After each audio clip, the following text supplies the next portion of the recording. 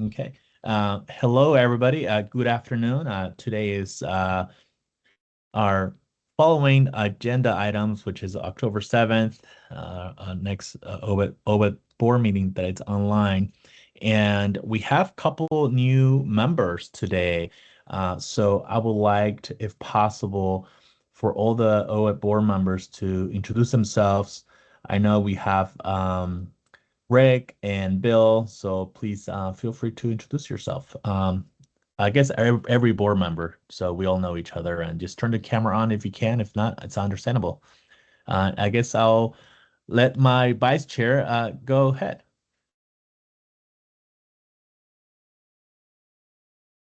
Hello, good afternoon. I'm Dr. Lara. I use she, her, ella pronouns.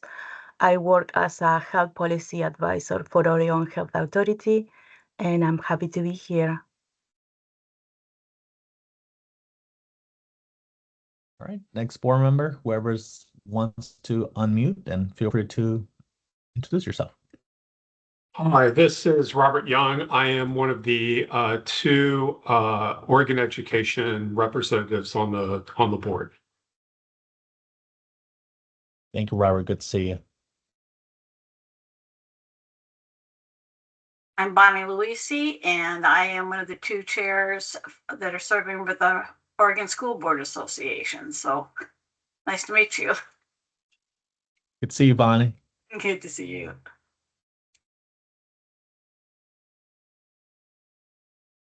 Is Michelle in today? I'll go. My camera cannot work for some reason. I'm Misty Wharton, and I was the superintendent of Stucco Valley School District, and my new role is administration at Northwest Regional East. Seventh year, So I represent the K-12 public I ed. think that Bonnie was just introducing herself, but we couldn't hear her, so I wanted you to know that, Bonnie. And I'm she, her pronouns. Okay, so I think we had two. How about we had Bonnie introduce herself again, and we'll go to the next person. I'm Bonnie Luisi. I'm one of the two school board members for Oregon on the OEBB. Thank you. And the board member who couldn't turn their camera on, please try again. I think it was Misty. Yeah. Oh, go ahead, Misty. Yeah, this is Misty. Are you guys able to hear me? I think I have pretty spotty Wi-Fi. You're good now, Misty. Go ahead. Okay, great. I'm sorry, my camera won't turn on either, but Misty Wharton, I'm a superintendent at Northwest, or not superintendent, administrator at Northwest Regional ESD, former superintendent, so I represent public ed K-12. Awesome. Welcome. Good to see you. Good to hear from you. Did you get any of that? Okay. Yes. Thank you. Go ahead. Susan, you want to go next?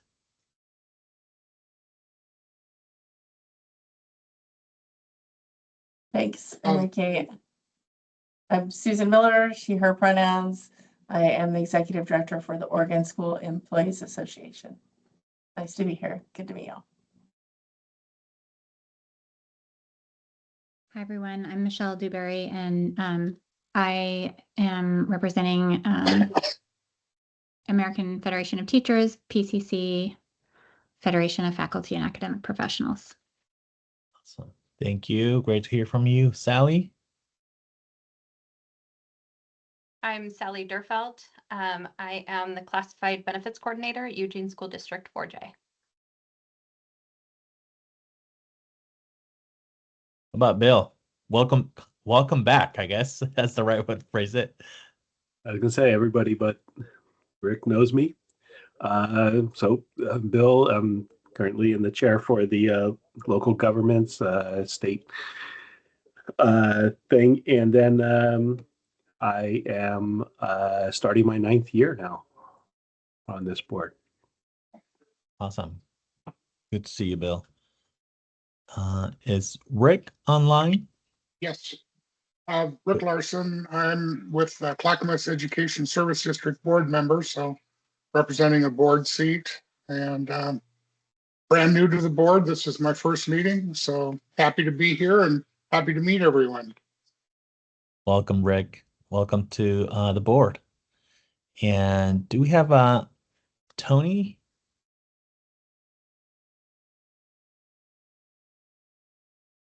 So I was taking roll as we were doing our introductions, and the only person that is not here is Tony. Is that correct? Ollie? Yeah, that's correct. Awesome. So, thank you for introducing yourselves, and we'll just need adoption of the minutes. The minutes were sent to you on your email, and they'll be in the screen shortly. If you have any corrections, please feel free to make suggestions. Otherwise, I'll accept a motion to adopt the minutes as presented from the September 9th meeting. This bill, I'll make a motion to accept the minutes as presented. Awesome. Do you have a second?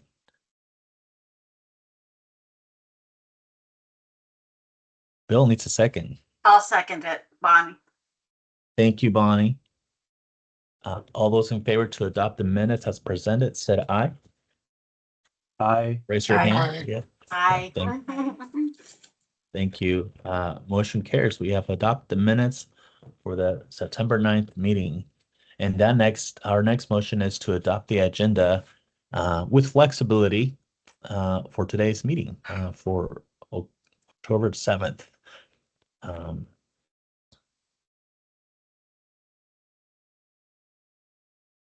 I'll Do I have a motion to motion? accept We the agenda. adopt the agenda as printed. Present. Thank you. And do you have a Bill, second, Bonnie? second. Bill Bill. seconds. Thank you, Bill. So all those in favor to adopt the agenda with flexibility as presented, said aye or raise your hand. Aye. Awesome. Aye. Aye. Thank you. So we have adopted the agenda with flexibility. We will go to the next part of the agenda, which is a quick presentation of health plan and cost utilization. Christina and John.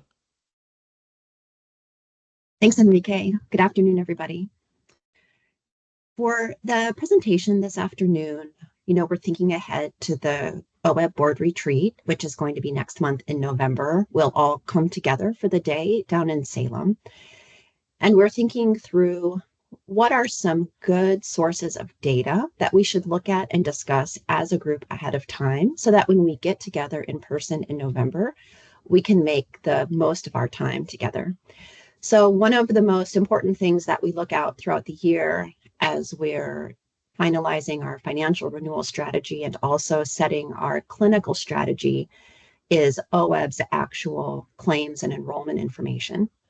And we want to look at what conditions are increasing in cost more than we would expect, what conditions are impacting our members more. Are there emerging conditions that we haven't talked about before? So we're doing the ongoing monitoring of the clinical aspect of the health plan, in addition to the financial aspects, which we talk a lot about during the renewal process. So this afternoon, we have about an hour and a half set aside for the cost and utilization reporting. And there's a lot to cover and a lot to talk about, so it won't just be an endless series of data tables. But I do want to tell you a little bit about the different parts of today's presentation and why we've included them. We're conscientious that we have a really diverse and thoughtful group of board members who all have different backgrounds and different tenures so far with the OEBB board. So in a lot of our presentations, we want to start with some background context just to make sure that we're all starting from the same place and everybody feels like they're empowered with the same kind of information to participate and engage in these conversations. We talk a lot about demographics because we know that the geographic distribution of our employees is something that makes us very unique and we're passionate about. We also know that to the extent that we have the data, looking at claims data by race and ethnicity is extremely important as well. It's one of our collective priorities to be rooting out gaps in care and using our influence as the OEBB, PEB, OHP, 38% of Oregonian block of members here to be influencing healthcare in a positive direction. We are going to hear from Dr. Twang, who's going to walk us through a clinical overview. For those of you who've been around the board now for a couple of years, you'll recognize some similar conditions pop up at the top every year. We're going to talk about some new things this year, just so that we continually are benefiting and improving the outcomes for more and different members within OEBB's population. John Kessler is going to take it over and talk about some dental and vision highlights from your dental and vision carriers. and also preview some next steps and what we're going to see when we come together at the retreat in November. So let's advance 2 slides, please.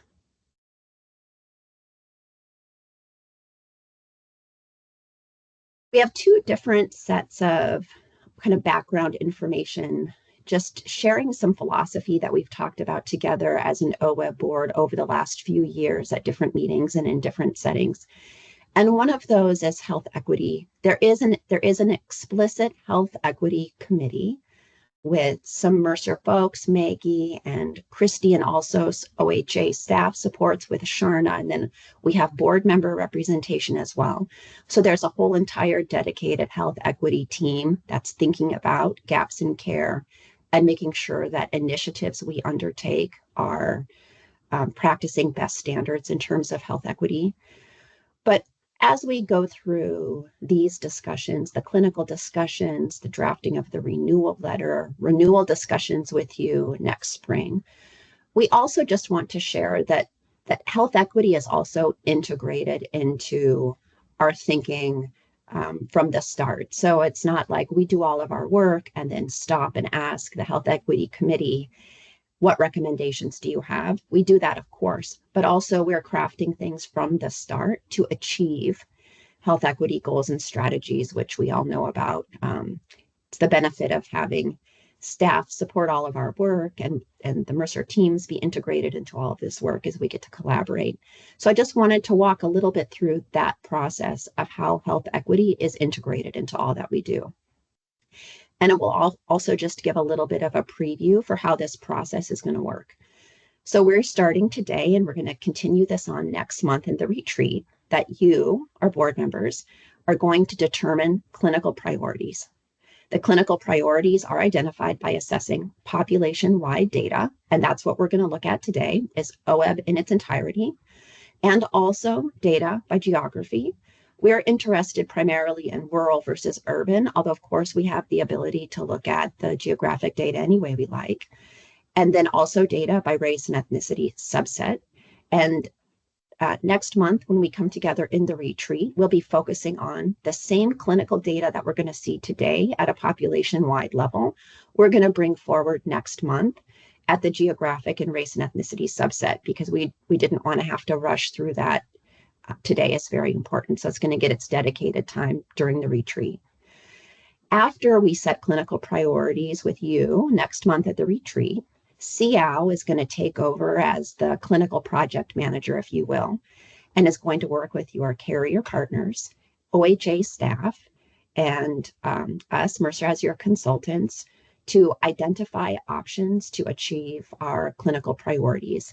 And your members of the Health Equity Committee from Mercer and staff, also your carriers are very knowledgeable about health equity. All of those perspectives are being shared along the way. Options are built with health equity in mind and formally evaluated by the Health Equity Committee. They have some very specific tools and frameworks that they use to evaluate all of our solutions to make sure they're all getting the same fair treatment in terms of health equity. And that those results get incorporated into any presentations about options that we come back in the spring and share with you all. And then you might remember, Rick, you'll be new to this process, but in the spring, we go through essentially 4 rounds between January, February, March, and April of bringing information forward, scrutinizing it to make sure it's leading edge and really providing the value our members deserve, and then work towards final decisions in the April meeting. So we could go to the next slide, please. I'm going to invite Christy Ewing to step in and just walk you through the race and ethnicity subset guidelines that we've developed with OHA. There's some nuances here that are really important for you all to hear about. Christy. Thanks, Kirsten. Hi, everybody.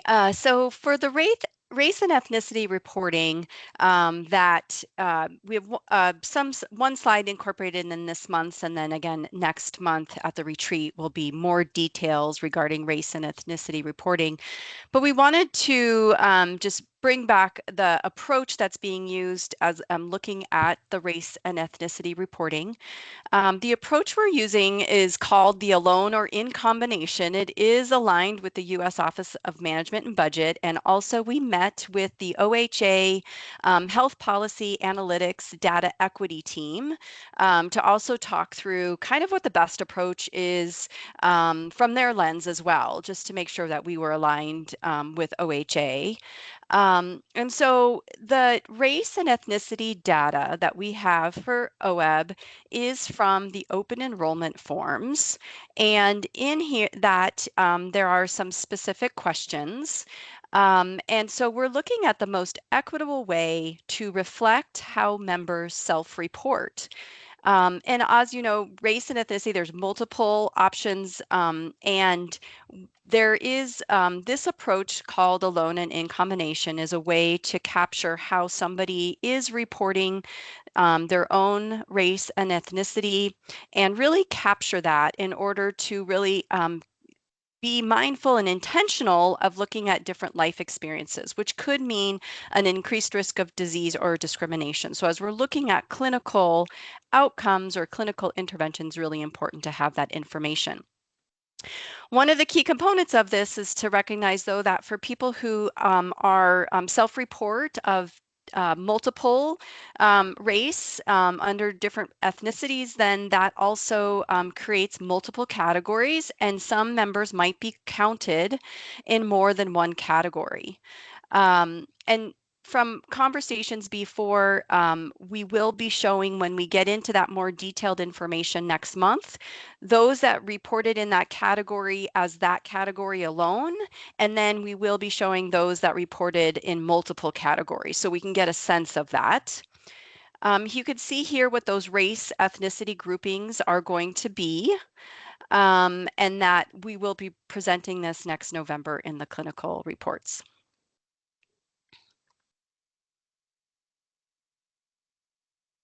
Right, Kirsten, back to you. Great. Thanks so much, Chrissy. Next slide, Rose. This established process to set clinical priorities is something that we talked with you all and developed last fall.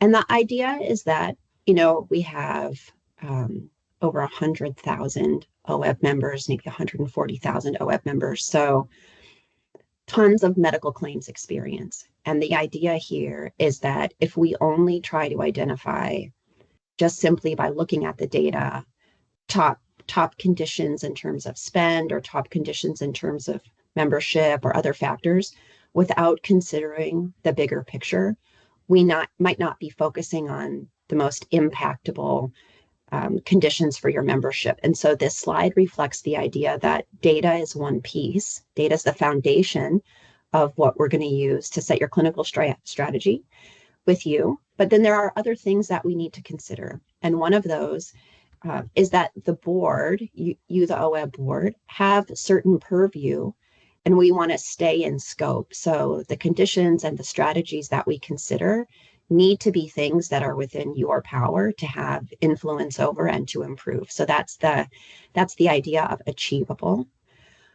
We also want to make sure that we're focusing on conditions that are impactful, so that they either impact a meaningful number of members, and also we understand that sometimes there can be significant gaps in care that impact a smaller subset of members. So we can also make an impact, a positive impact for those members by closing gaps in care. And then we want to make sure that our decisions are informed in terms of the very long history of collaborating with staff and your subcommittees and the carriers and you, the OEB board, to develop clinical strategy over time. So the amount of time that we get together as a group and talk about clinical conditions and the number of years that we've been doing this means we've had lots of opportunity to be working on projects over time, and we want to build on things that we have done and not be duplicative or redundant with initiatives that we've already done in the past. We show type 2 diabetes as an example because type 2 diabetes we focused on with you very heavily last year and the prior year. But the work around type 2 diabetes began even before that with the implementation of the pre-D programs, which were prior to the 23-24 plan year. So that was a condition that 2 years ago, as we were setting the strategy for the 23-24 plan year, and we brought forward data. There was a lot of data to look at nationally, locally, and also within OEB's population around the increasing prevalence of type 2 diabetes, the systemic factors and the environmental factors that went into that, related costs, both in terms of medical complications, but also drugs. So we did a lot of work to bolster we called it the treatment spectrum, with you to bolster the treatment spectrum around preventive care and management care as well. And again, talked about that in one of our summer research groups. The result of that clinical work culminated with some cost share changes around insulin. It culminated with some vendor additions and changes around Omada and Mighty for weight management, Virta for type 2 diabetes reversal as well. So it's just an example of start to finish, beginning with the data, analogous to what we're going to be doing this month, and then deciding together as a group what sort of actions we want to take throughout the renewal process, and then making some final decisions together in April. The other thing the type 2 diabetes example does is it really just highlights that when we're tackling a big, complex chronic condition for OEB, we can't do everything in 1 year, and we don't expect to. We can, just based on what's practical, what's affordable, what's high impact for our members, we can work together on a multi-year strategy to make a lot of progress on these conditions. I'll pause there and ask if there's any questions and let you guys just take a minute to reflect on the background information. What's going to happen next is that I'll turn the presentation over to Dr. Chuang, who's going to show some demographic data. You'll see some enrollment grouped into the race ethnicity subsets, also geographically, and then he'll start walking through the clinical information. Sally? Before we go to Christine, sure, can we okay. have Sally has a question. Yep. Yeah, I'm sorry. Okay, just so that I understand correctly, did you say there's and I guess maybe it could be both, an increase in diagnosis due to, I guess, better screening for that and testing for that, or just a general increase in diagnosis with the same screening that has always existed? Yeah, so Sally, the type 2 diabetes is not a recommended condition of focus for this year. It's not something that we're going to dive into in this presentation. That was a condition that we worked on together with the board last year a little bit, but primarily the 2 years before that is where the bulk of the work was done. At the time, there was discussion around, a lot of discussion around type 2 diabetes and the different factors that go into that condition and kind of the broader condition it falls into, which is cardiometabolic disorder. But for today, the focus for today will be on other clinical topics. And if you are curious a little bit about the kind of some of the background data on that, Dr. Chuang would be happy to, we'll dig up some of that prior analysis and we can send it to you in email. Okay, thank you. So I guess a follow-up question on Sally's point. I'm hearing that we'll continue to, or we'll do what we've done in the past in certain parts of the clinical priorities. I am surprised a little bit of that the type 2 diabetes is not part of one of the things that we continue to work on, because as we know, the African American community and the Hispanic community tend to be, unfortunately, it's one of those diseases that impacts them the most. So if we're going to talk about equity, I think we should continue to focus on how we continue to improve the messaging, access to resources, within our state, and just reading the fact that it's increasing, the diagnoses are increasing. I'm just curious to know, maybe through a different venue we can find why is it increasing. We know diet's one of the factors, but genetics. But what can we do as a board, or set the direction to help educate and lowered, which will be a 5-6 year 4-year results. But that's where I'm at. Yeah, thanks, Enrique and Sally. Both it's good questions. Something that is a challenge in these meetings when we come together and we talk about clinical things is accumulating the right summary of history to share also. So I think what would be helpful, and we'll do it offline after this meeting over the next week, but we should put together, as a Mercer team, we'll work with staff as well. We'll put together just a summary of the timeline and all the work that's been done on type 2 diabetes, and also all the work that continues to be done. It's a good point to clarify, which is we're going to see in the clinical section that we're recommending that the board turn its attention to some other conditions. That doesn't mean type 2 diabetes isn't still important or isn't still being worked on behind the scenes by Mercer staff, your carrier partners. It just means that as a CL committee, we have limited time during our meetings together, and type 2 diabetes is one of many conditions impacting our members.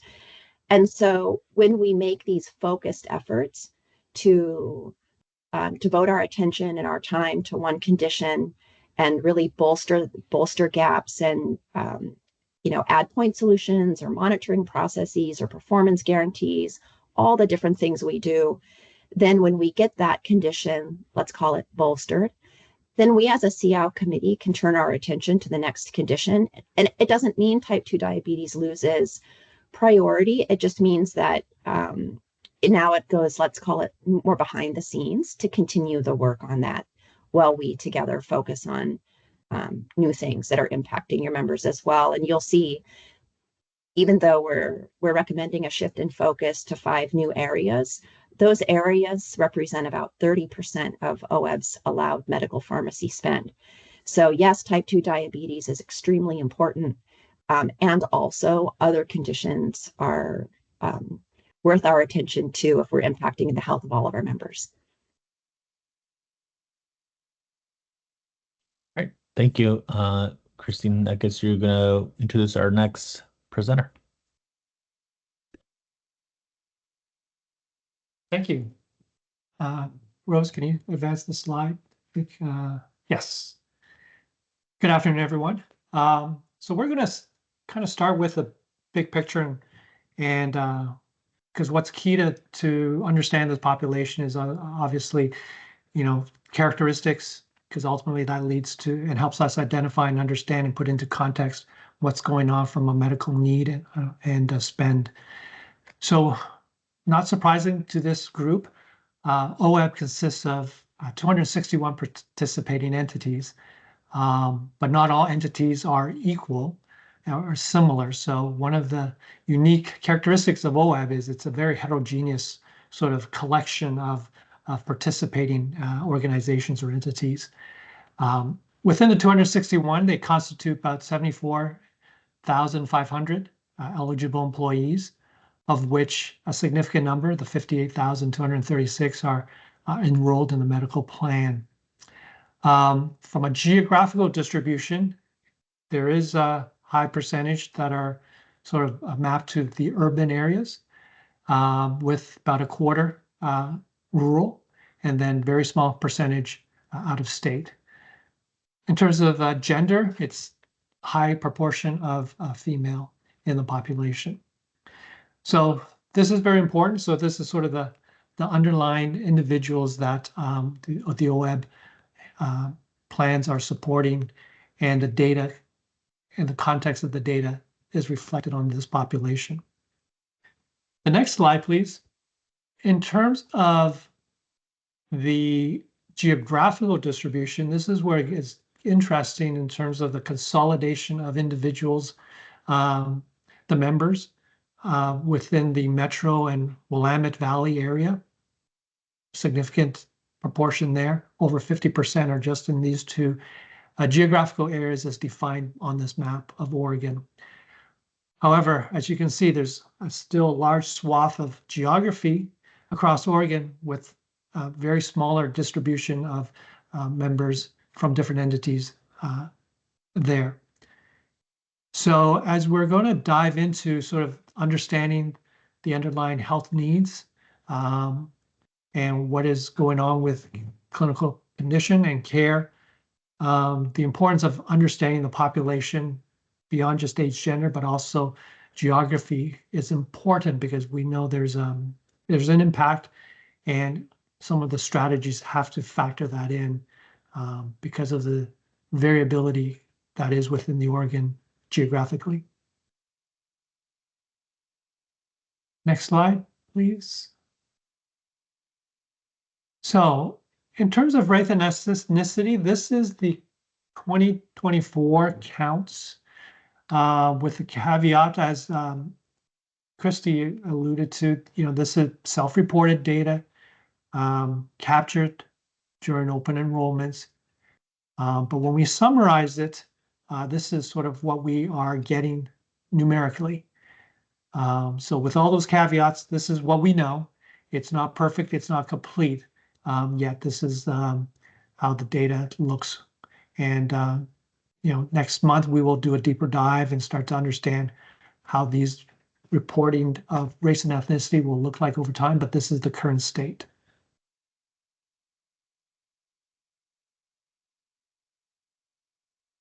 Okay, next slide. So let's kind of dive in and start to look at the plan.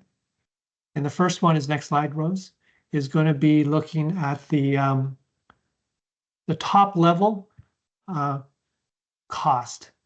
So the way we've broken it out is the cost is reflected and expressed here as a per member per year. So the total cost is divided by the number of members and then put in a per year, sort of an annualized cost basis. So the first section is allowed amount. And what we've done is broken it into medical and pharmacy, being that those are your two sort of categories where cost kind of buckets within the plan. And then we've looked at the change over time between two plan years, most current one, June 2024 to May 2025, and then the exact period 1 year previously. So what we're seeing is, in terms of the allowed amount, the average overall trend was 9.7% between those two plan years. What made up the 9.7 was a higher percentage from medical and a smaller percentage from the pharmacy side. So that's how the ratios kind of come together to give an average of 9.7 based on allowed amount expressed as a per member per year cost of $7,572 for the last plan year. Of that allowed amount, the member cost share amounted to the next section below of 1,108 for last plan year, with a trend of 4.1% between two successive plan year. And again, when you break it down between medical and pharmacy, the increase was all from the medical side. The pharmacy actually had a slight negative trend, but it was a smaller proportion, so the average still ended up being a positive 4.1%. Then we look at the plan paid, which is the remaining portion of the allowed amount, and that equated to a net trend of 11.4% between the plan years, with very similar increases at the plan paid level between medical and pharmacy. And then sort of all that is summarized below in terms of the total.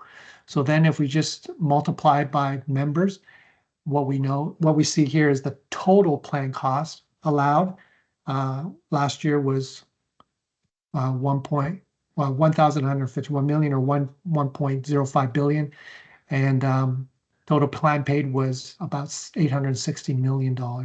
And the trend was significant at both levels of double-digit increases.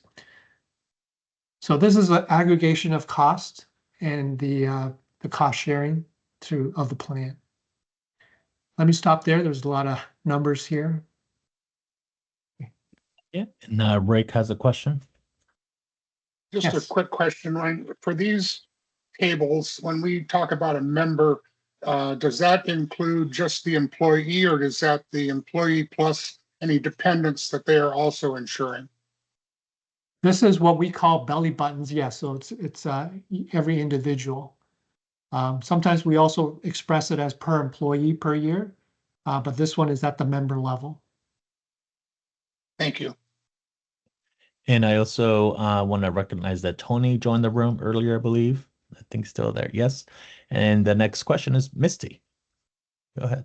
Hi there. I may have missed this, and if I did, I'm sorry. But you said that the pharmacy percentage is less weight than the medical percentage. What is that difference? So the proportionate cost, John or Kirsten, do you know what that ratio kind of looks like? And why, Yeah. I guess. Misty, just to clarify, I understand your question. You're asking about, so if we look at the top of this table, where the Yeah. allowed amount for June 24 to May 25, the allowed amount is 7,572. So let's call it 7,600 per member per year. And then, so of that 7,600, if we look at the next line below it, 6,200 of that is medical. So I'm going to whip out my cell phone calculator. So we have. I don't need. Is that what I you're don't asking? need exact numbers. Ratio? When you look at the chart and you go down to member cost share and you see 5.6%, negative 5.6%, how do we arrive at 4.1%? I guess that was truly my question. So you don't have to do calculator math for me. Sorry. It's the ratio, right? Because it's kind of a 4 to 5 to 1 ratio between medical and pharmacy. Yeah, the member cost share is a little complicated for that. The allowed amount, the starting costs, that's why I wanted to do that little math, because it's usually about 80-20, and that's true for OEB. Okay. So when our members go to the doctor, let's start there. When our members go to the doctor, they about 80% of those costs are related to medical, and about 20% of those costs are related to pharmacy. Gotcha. But when we think about how much the member pays out of pocket, like for their copay or coinsurance, medical and pharmacy are fairly different. And that's because pharmacy has those tier structures, like the value tier for OEB is free, for example. So in general, members pay less in pharmacy cost share because the cost sharing structure for pharmacy is just different than for medical, where we have the 20% coinsurance. Now it's going to be a little bit different for members in an HSA plan because the pharmacy benefit for HSA is 20% coinsurance also. But for members in plans 1 through 5 for OEB, and then to think about Kaiser's plans too, but just in general, the pharmacy cost share is lower. That makes sense. Gotcha. You did it. Yes, you did a wonderful job explaining that. Thank you very much. Yeah, of course. And Robert, I think I saw your hand too. Yeah. Thanks. I might have missed this. Sorry for repeating it, but is allowed, does that mean budgeted or actual? Or what is allowed? What's the definition of allowed? Yeah, thanks, Robert. I know it's kind of this magical term that we use. When the providers bill for a service, and they, I won't make a joke about the bill charges, but they have their charge master or whatever, they want to bill the carrier for. So they fill out their claims bill and they send that in. And we call that the billed amount. So that one is that one's intuitive. But then the carrier says like, oh, hey, wait, provider Brown, like that is not what our contract with you says. We've negotiated a rate of X. That's what we call the allow amount because it's what the carrier allows the provider to get paid based on their negotiation with them. And then from there, that's the basis for how much the member pays versus how much the plan pays. So just to summarize, the allowed charges reflect the contracting discounts that your providers and also Senate Bill 1067 have negotiated with the providers. Is that helpful? Yes, thanks. So it's more of an actual amount rather. Okay, yeah, that makes a lot of sense.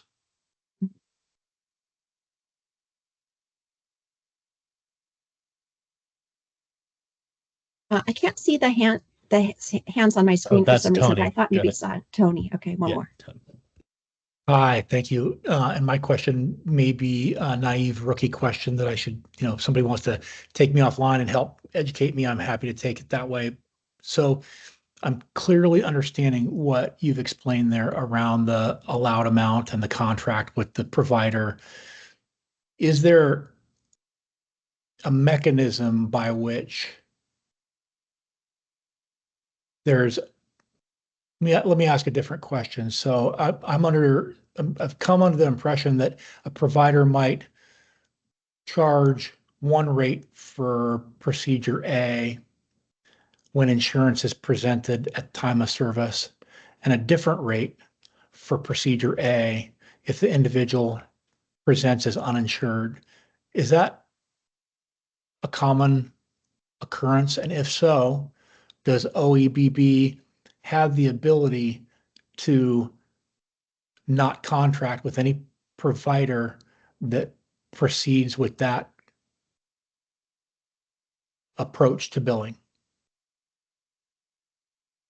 Tony, you raised a bunch of important questions there. To address the very first thing that you said, though, Ali and Barry, now the deputy director of OEB and PEB, they love to meet with board members. So I know that both of them would be happy to sit down and answer any early questions that you have to. For the specific one that you asked, I would like to take that offline because I need to make sure that we have the opportunity for MODA and Kaiser's contracting departments to really provide the safeguards and the policies around how they handle that. So I would like to ask for some time on that one, if that's all right with you. Absolutely. And I fully appreciate the need to, my intention was not to blindside with any questions, really just, again, coming in as a learner. And yes, I know that admin are happy to meet offline. I just didn't have the question until I knew I had the question. Yeah, that's so fair. So thanks for hearing it. I would like to set a time to follow up on that at some point. So let me know. Absolutely. Yeah, great questions. We'll do, Tony. Mhm. This is a really key slide. So your questions are excellent. Now is a really great time to ask these sorts of questions too, because it only gets more complicated maybe from here as we go into the renewal process. So any other questions about this slide?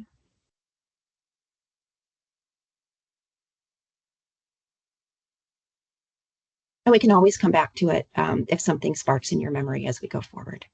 All right, Ian, I'll pass it back to you. Thank you. Okay, Rose, let's go to the next slide, which is sort of another look at the cost from a member's perspective. So this is still expressed as a per member per year. Now here we've shown 3 years, 3 plan years and the trend, and displayed it in conjunction with Mercer's book of business, recognizing that Mercer's book of business is inclusive of many large commercial kind of entities. So, and OEB is somewhat unique. However, there are some sort of patterns and trends worth noting here, which is the increase year over year over the past 3 years. The ratio that's pretty consistent over the same time periods between the employee's premium versus their out-of-pocket cost to give a total per member per year cost estimate, cost quantification here from starting 2 years ago at 6,372 to the last plan year at 7,572. Still lower, so at this point in time, it is lower than our book of business. So even with the trend upwards, OEB has managed to sort of put some reins on that. Let me pause there as well over this slide. I just want to follow up on the previous slide, and you can stay on this slide, but Tony asked a good question. So I was just wondering if once you meet with Kaiser and Moda and have the answer to it, maybe we can add that to the agenda and have a, I don't know, 5-10 minute explanation of the answer. Absolutely. Sounds Okay. Thank you. I see the next hand. Rick, go ahead, sir. I'm sorry to keep asking this, but now this one says it's cost per member per year, but then we're talking about employer premium and employee premium. So is this is per employee, where they're covering dependents as well? Does my question make sense? Yeah, it does make sense. The labeling of the graph is confusing. That's our fault. These are PMPY costs. As you, yeah, never mind. Hopefully you will never have enough experience with health insurance where you will just like, have a gut feel for these things. If this was a per employee per year cost, it would be in the high teens. But so these are per member per year costs. And as Ian mentioned, it's just really trying to show the consistency of the increase in the ratio. Here we've converted the non-member out-of-pocket costs. It's all on a per member basis, even though it says employee. So that's our point of confusion. Sorry. Thank you.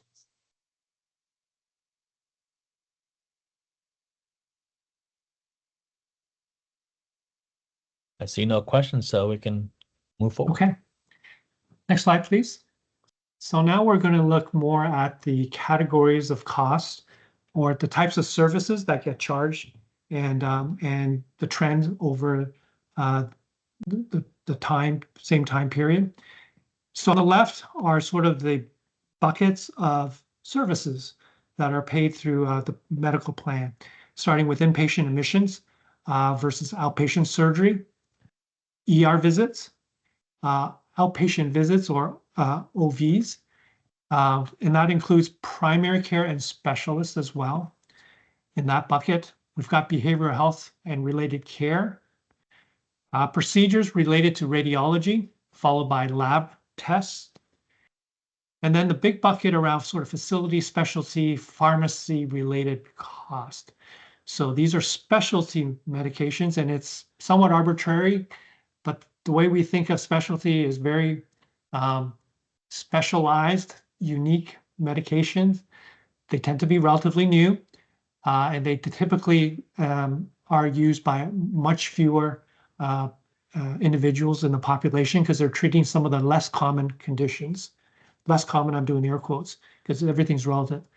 Versus non-specialty pharmacy, which is the category below that, which is sort of the common medications for chronic common conditions that would be typical.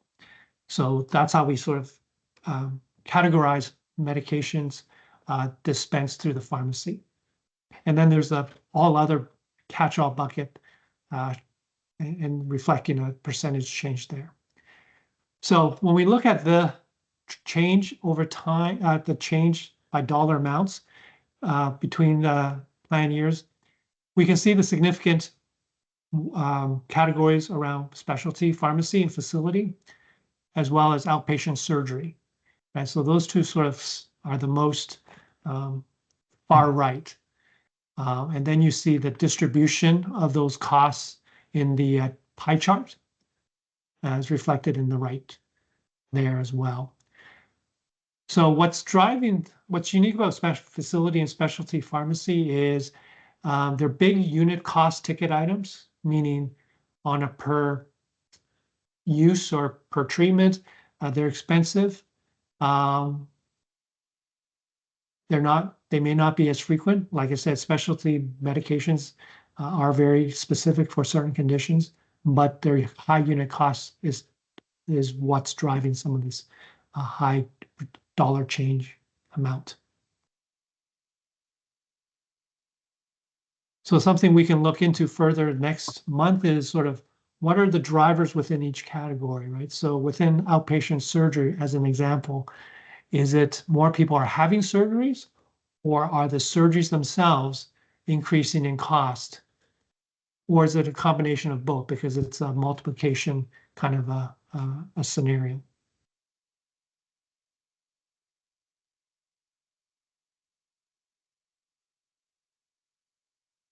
Okay, next slide. So that's the top level summary. We'll kind of go into some of the clinical conditions that are contributing to those utilization patterns. Well, one of the things for this board to think about is, one of the goals and objective is to set some priorities for deeper dive to really understand what are the opportunities to both positively impact those individuals, members who are in need of those care, but to do it in a very efficient, value-based way as well on behalf of the plan. So, what's going to be notable is when we sort of look at conditions, we're going to take a look at the year-over-year cost trend and kind of apply a Pareto's approach display, and then facilitate, discussion to this group here. We're probably going to see some trends related to emergent therapies. Emergent therapies, because they tend to be higher cost, they're the new stuff. There's also dynamics like marketing and consumer pressure. Typically, it's going to be the things that you see on TV, direct-to-consumer advertising, are the medications that are going to kind of trickle up. What that also means is because of the marketing consumer pressure, it doesn't mean they're always necessary. They don't need to be the treatment that is the first choice. And what that can lead to is variability in cost, outcomes, and value. So those are the reasons why they may be worth considering. So we'll kind of look at those conditions that are connected to the two bullets above. Year-over-year cost trend, potentially emergency therapies that may give us an opportunity to optimize how we approach care. The impactfulness of this obviously has to be, something that is within the scope of the board to set an expectation that can lead to either structure or process or plan design that can optimize what the members can receive from a care perspective, but then also what the carers can do to optimize and deliver value and outcomes. So the reason, Doctor, yes. So I have a question. Since you mentioned there's emergent therapies, and this is something that came up last year, I guess my question is, could we, the board, instruct the staff, sort of do a projection? You mentioned marketing and communications, that's how pharmaceutical companies spend their money, right? Can we set as a board the direction of we want to see the projections for the next 3 to 4 years for the medicines that are, in most of our members are using, or, the emergent therapies. So for us to start budgeting out or have a range or something that we already do, so that's my question, I guess. Yeah, Enrique, this is Ollie. You can direct staff to, prioritize emergent therapies, and we can dedicate some of Mercer's time to research in those areas. We can ask our carriers also to bring information back to the board as well, and then make a more informed decision. But yeah, that's definitely something we can do. And Enrique, there is some budgeting that already takes place. For example, I don't know if you can, I know it's been a while, but think back to last year's renewal process. Mm-hmm. When we get the renewal projection for next year, what the carriers do, and this is at a high level, so I'm glossing over some details, but, they look at, okay, how much did we spend? So for example, we saw on that slide a couple slides ago, the most recent plan paid amount was like $860 million for that most recent time period. So the carrier will say, okay, in this time period, there was OEBB spent $860 million in claims, plus we need to add some for expenses, and then there's inflation going on. So let's take that 860 and let's project what it's going to be next year because of inflation. When they calculate that inflation number, we see a final number, maybe it's 9% for pharmacy or 8% for pharmacy, but there's a lot of work that goes on behind the scenes to come up with that.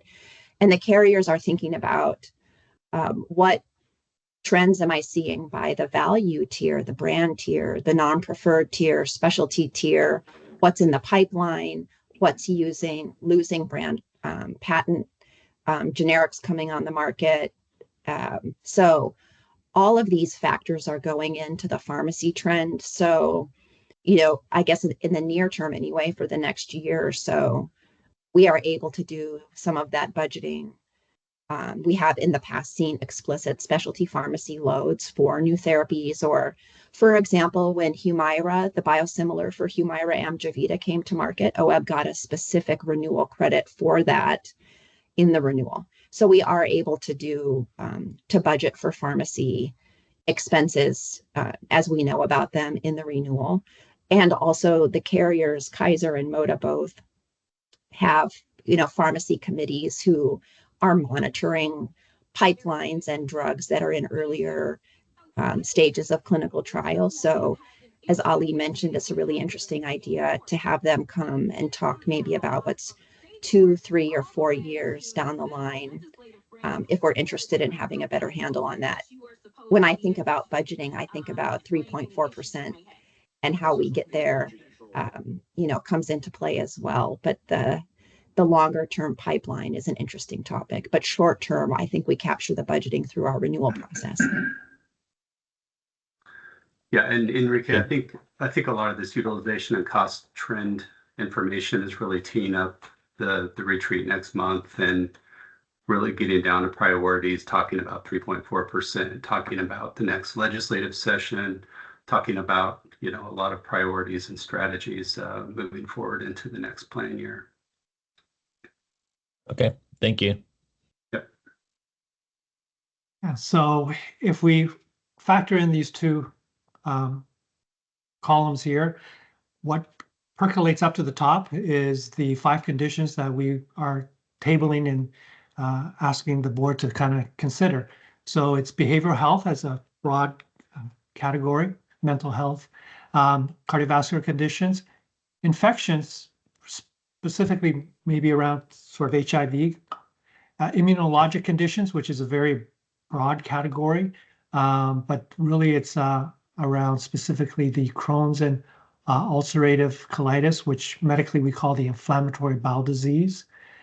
And then the other inflammatory type of condition related to the skin, psoriasis and atopic dermatitis.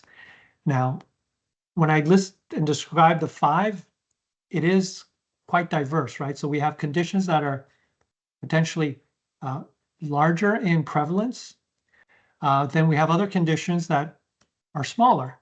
And that's related to my earlier comment is, what's the utilization driver underlying those costs, and what are the opportunities to be more value-based and more efficient in the use of those treatment options. Collectively, this amounts to almost 30% of your total OEB allowed spend for the calendar year 2024. So in the aggregate, this is a significant proportion, and if we choose to sort of dive in and look under the hood, and if we come up with strategies, potentially we can have some impact there for that reason. Next slide. So now we're going to kind of list these out. So this is the numbers dense, I apologize, but we've tried to call out why those 5 kind of percolated to the top. So at this first level, it is just looking at condition categories, total allowed spend broken by medical versus pharmacy, and we've included the trend over the plan year 2023 to 2024. And also you can see the total allowed amount in the second far right column. So just to, for example, behavioral health being one that's a large percentage of the population potential, the allowed amount for medical amounted to about 81 million versus allowed pharmacy, a lower proportion of just under 5 million. The trend is significant. In the combined, the net trend was 17.7% for this condition category. If we go to the 5th one that is highlighted, this is, in contrast, a more specific condition category, inflammatory bowel disease, primarily Crohn's and ulcerative colitis. Here, the cost proportion is more predominantly on the pharmacy side. So this is one where it is specialty medications the immunologic medications, again, the ones that we've heard on TV being advertised. Interestingly enough, the trend here is negative on the pharmacy, leading to sort of an overall trend of a minus 5.4%. But what it's being called out is proportionally, it is so much on the pharmacy side. You know, if you look down the whole column of allowed pharmacy, the medication cost for these two conditions involving a very small proportion of your population is really number 2 in terms of collective spend. So, and that's an opportunity to sort of understand what's happening underneath. So in summary, this trend that we see on spending is what most of our members are usually like the services: mental health, cardiovascular, like heart surgeries, or blood pressure medicine, infection, meaning could be so many things, I'm assuming, right? From Yes. lungs and immunologic, and then inflammatory bowel disease. Is that my understanding? Yes, unfortunately, these are not, each category is not uniform, but you're correct in terms of what you're thinking is within each of these condition categories, correct? Okay, thank you. Yeah. So if we go to the next slide now, let's look Oh, at hold the. on. I do have a question. Yeah. But might be a weird question. If you go back to the previous slide, and this is just me as a consumer, right? And the previous slide shows behavioral health and then cardiovascular. For someone who's not in the medical field, and I keep hearing that there's a shortage of mental health specialists, so there's less than, so that means there's more, the cost is higher, but not doesn't mean it necessarily means that there's more people using mental health or there's more people having heart attacks. It just means that the specialty care is more expensive because I guess the specialty, or is it just, I guess what's the answer to that, I guess? I think those are the important drill down questions that, you know, we will once we prioritize, we can do that at our next month's retreat, is to really understand what's contributing to these numbers, and look through the whole care continuum, right? From the starting point of providers, access, all the way through to service providers and even point solutions. Do we have the right support programs to help these individuals optimize their care and achieve their individual best outcome? So I think those are things that are on the table. But right now, this is sort of the high level aggregate. Okay, thank you. Robert, you have a question, sir? So when I'm looking at this, I see that behavioral health costs are on par with musculoskeletal treatments at this point. I'm reading that right, correct? Yes, in the aggregate, yes. So maybe for the retreat or some other time, I think it'd be great to see a comparison of now versus pre-COVID, when we had far less money spent on this category, is my guess.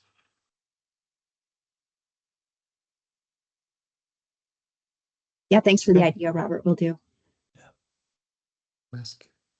Okay. So let's go to the next slide. Now we're going to kind of look at costs by 2 dimensions. And let me explain the first one. So now we're going to look at as costs by allowed per patient. That's the right table. But on the left is this concept called an episode.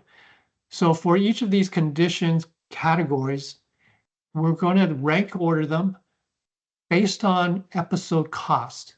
So instead of looking and totaling costs for every treatment, what the episode logic does, it's an analytic methodology.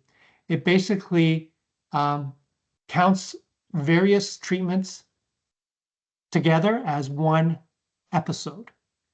So a good example would be, and it factors in the severity, right? So let's use common cold.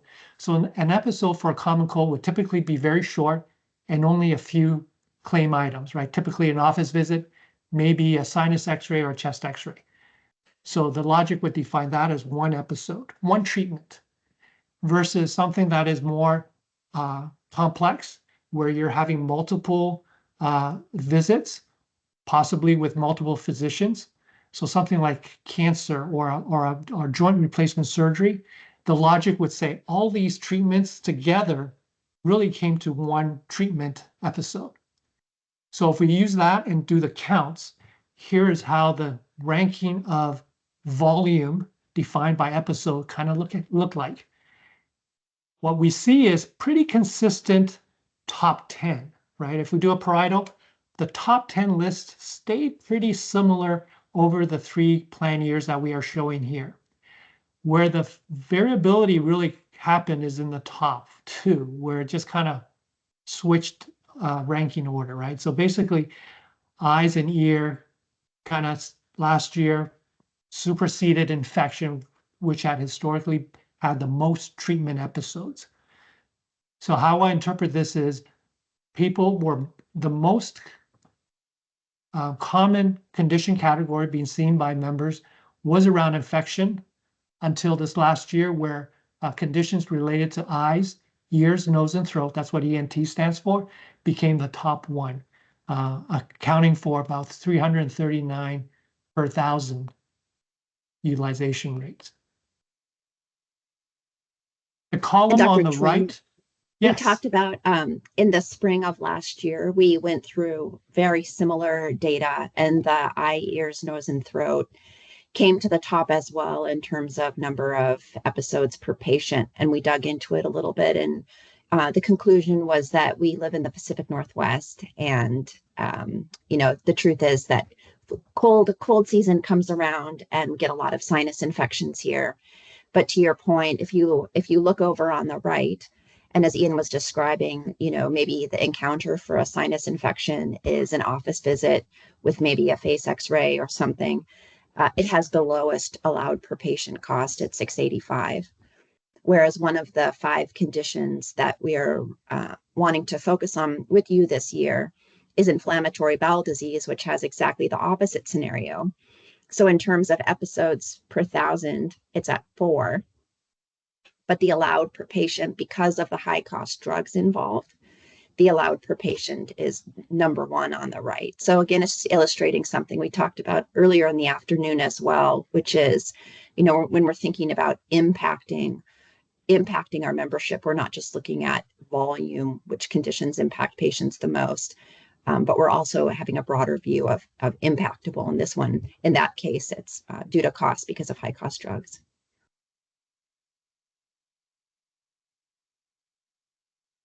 Okay. The last slide just kind of summarizes it all together and provides us, a cost scale for us to sort of put our heads around. Next slide, please, Rose. And it's the same 5 conditions that we're sort of tabling for consideration in terms of total aggregate cost for allowed medical versus allowed pharmacy, sort of summarized here. And let me pause there for questions.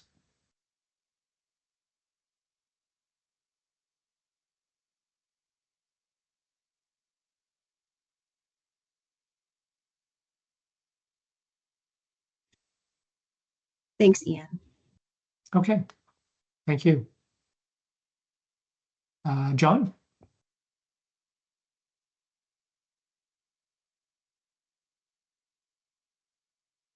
I did want to check in from the time perspective because we're actually past time. So we can either cover this now or bump it to next month as part of the retreat. Leave that up to the board. Guess I'll do a temperature check for how long you think it's going to take, John? Probably, well, it depends on the questions because there've been very good questions throughout today. So I would anticipate, probably about 20 minutes or so. So if you're a board member and you rather have this more thorough conversation on our in-person meeting, please raise your hand or your thumbs up. Otherwise, if not, we'll just continue. Tony and Misty rather have that next board meeting. Also Susan. All right, I also include myself on that. We can, if there's no objection from the board, we can table this to the November board meeting. All right, there's no objection. So John, we can go to the next part. Okay, thank you.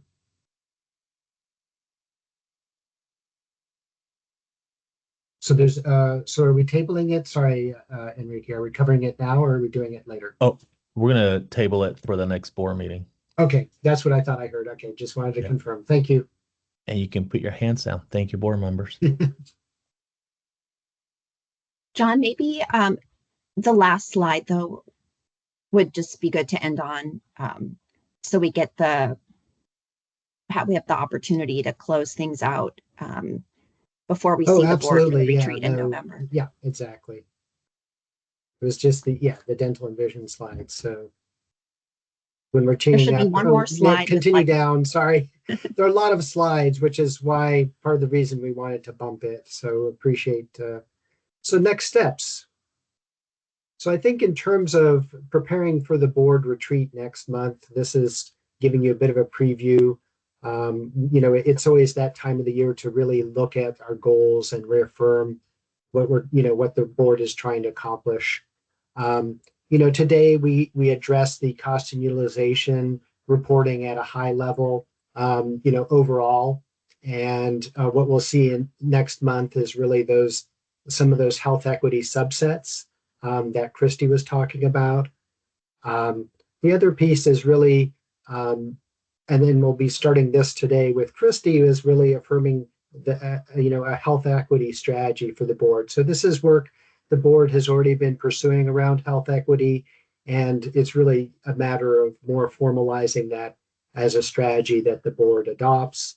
And the other piece is really a continuation of what Kirsten and Dr. Chuang have been talking about, which is really you know, defining what the board wants to define as its clinical strategy for this renewal cycle. So that gives you a bit of a preview for the next month when we meet in person. Kirsten, anything to add? No, that's great, John. Although I'm just noticing on the agenda that Rose sent out, I think we had a little bit more time on the cost and utilization report. It's still okay to postpone dental and vision, but I was just looking at the agenda again. I think we had until 3:05.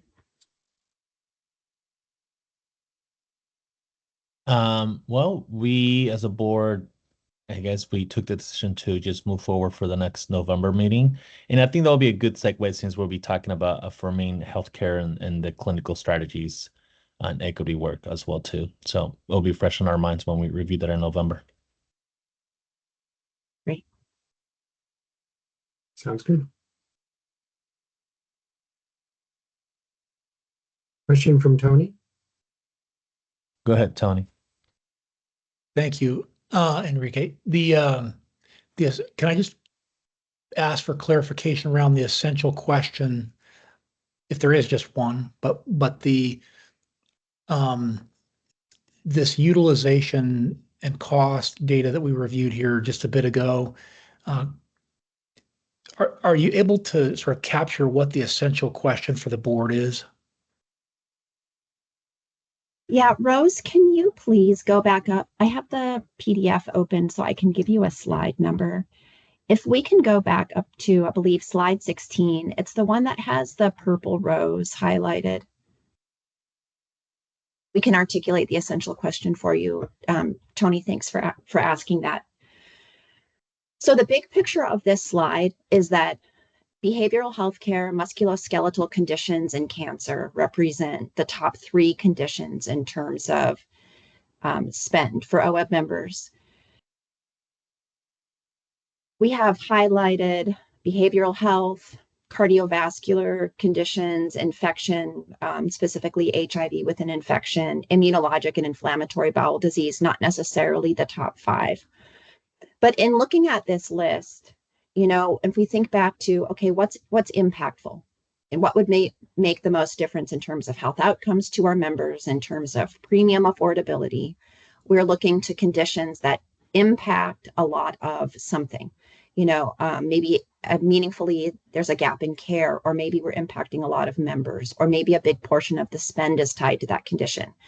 But also we're wanting to look at what haven't we done a lot already in, and what can we, like, where can we still have influence, do we think? So, as Dr. Chuang and Sarah Drake and Christy and John and the Mercer team, we're reviewing all of the clinical data. We've looked at MSK as a group here before. There have been other efforts going on within IWG as well around a surgery center of excellence. We have Senate Bill 1067 helping us on the facility surgery costs. We have some virtual physical therapy options in place as well.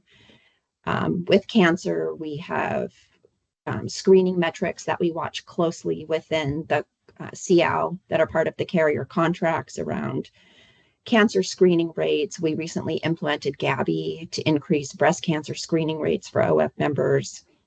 There are some high cost drugs within cancer that we're keeping an eye out on the background, but we, as a Mercer team, the next step with cancer is to look at these specific vendors like, Access, Hope, and Color. If you've seen those in the news at all, those are just two examples. They're not recommendations by any means, but these are specialized vendors that come and provide enhanced treatment support or survivor support. And that takes a lot of background and legwork to first understand, what's in place with your carriers as well down the road.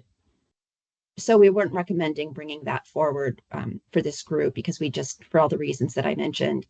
Cardiovascular care is interesting, though. We had a slide and then we took it out at the last minute just because of timing. But cardiovascular here is number 4 in terms of total allowed spend. And last year was like number 12 or something. It was much lower down in the list. And within cardiovascular, there are a lot of different conditions within that. And it was one of these things where lots of those conditions were having an increase in patients and an increase in costs. And we as a CAO committee/board have not tackled cardiovascular conditions as a group yet. So that's an opportunity where we felt like there's a lot of spend, there are a lot of members, we haven't talked about it, and there's potentially a lot we could do here. So it seemed like we could make a big impact. For cardiometabolic care, it's a really important condition encompassing everything from diet, nutrition, the gut biome and prevention with weight management options, all the way through to, GLP-1 drug coverage, bariatric surgery.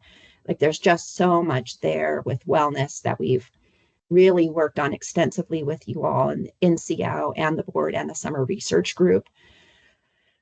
So we just felt like the subset of members impacted by those, there were other members within OEB's population that we wanted to impact this year. And then immunologic and inflammatory bowel disease really stood out. Again, we kind of struggled with the right level of detail to bring in this meeting versus November. And there's some high cost drugs. I was just driving through downtown Portland the other day and I saw a billboard for Skyrizi, and then like one block later, a billboard for, I'm sure I'm going to pronounce it wrong, but Trufire for the other one. And yeah, thank you. And the billboards were like a block apart. And so this kind of goes back to emerging therapies, getting traction in direct to consumer marketing, accounting for a tremendous amount of spend. I mean, if you look at the immunologic line here, there's $12 billion in allowed medical expenses, $40 million in allowed pharmacy expenses for that category. So that's an area where we haven't focused on as a group with you. And as we're thinking ahead to next year's renewal, we obviously want to improve health outcomes. We also want to achieve a 3.4% renewal increase through efficiencies and carrier partnerships. So that's where we kind of arrived at these purple recommended conditions. So I think, Tony, the essential question for this month is, does that thought process make sense to you all as a board also? And if you can't say yes or no at this moment, what other questions might you have for Dr. Chuang and the Mercer team that we could answer now to help you feel comfortable with, yes, cardiovascular conditions make sense for us to focus on next. And then what happens is that in November next month, we'll come together and present to you, okay, within cardiovascular care, within immunologic conditions, these are the conditions that this is what we want to do. We want to, fill in the blank, do the specific action. Does this make sense to you, board? And the essential question will be, which of these specific actions do you, the board, want us to work on in COW to improve member outcomes and also costs during the renewal process? The question for today is, do these purple highlighted items make sense to you guys? I think it's a question for the board. Tony, go ahead, sir. Yeah, thank you. And just a follow up, and I respect the fact that, earlier we had the conversation about really coming back at the retreat. And so I just want to, my questions to be clear about my thought process between now and the time of the retreat so that I'm asking the right questions at the right time.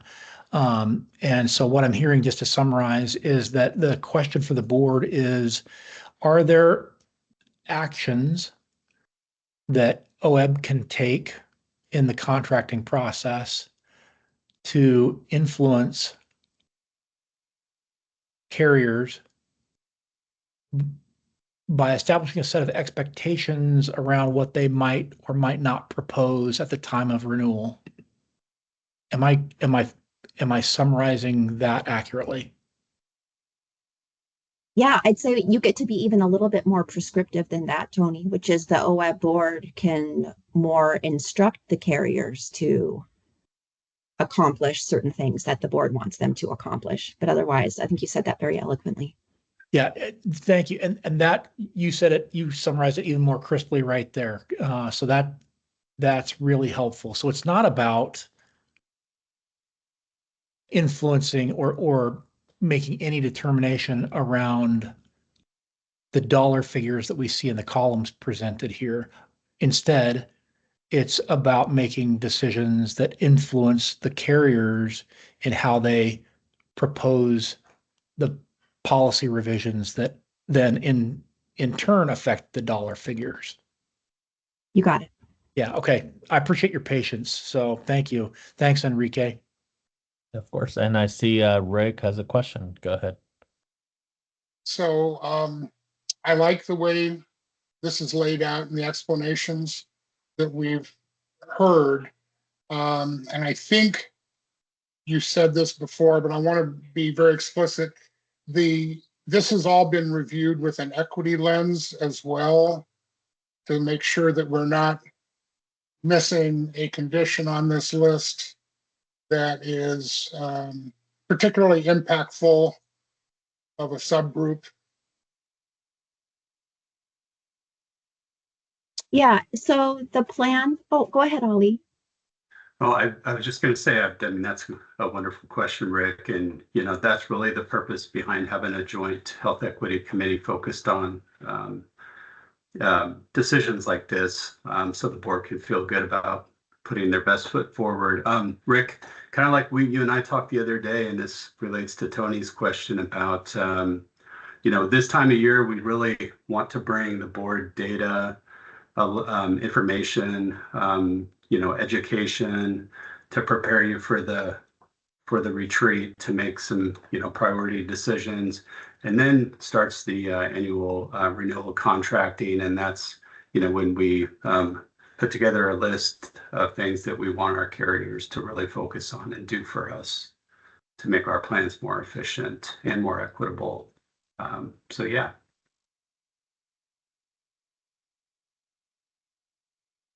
Thank you. I appreciate that.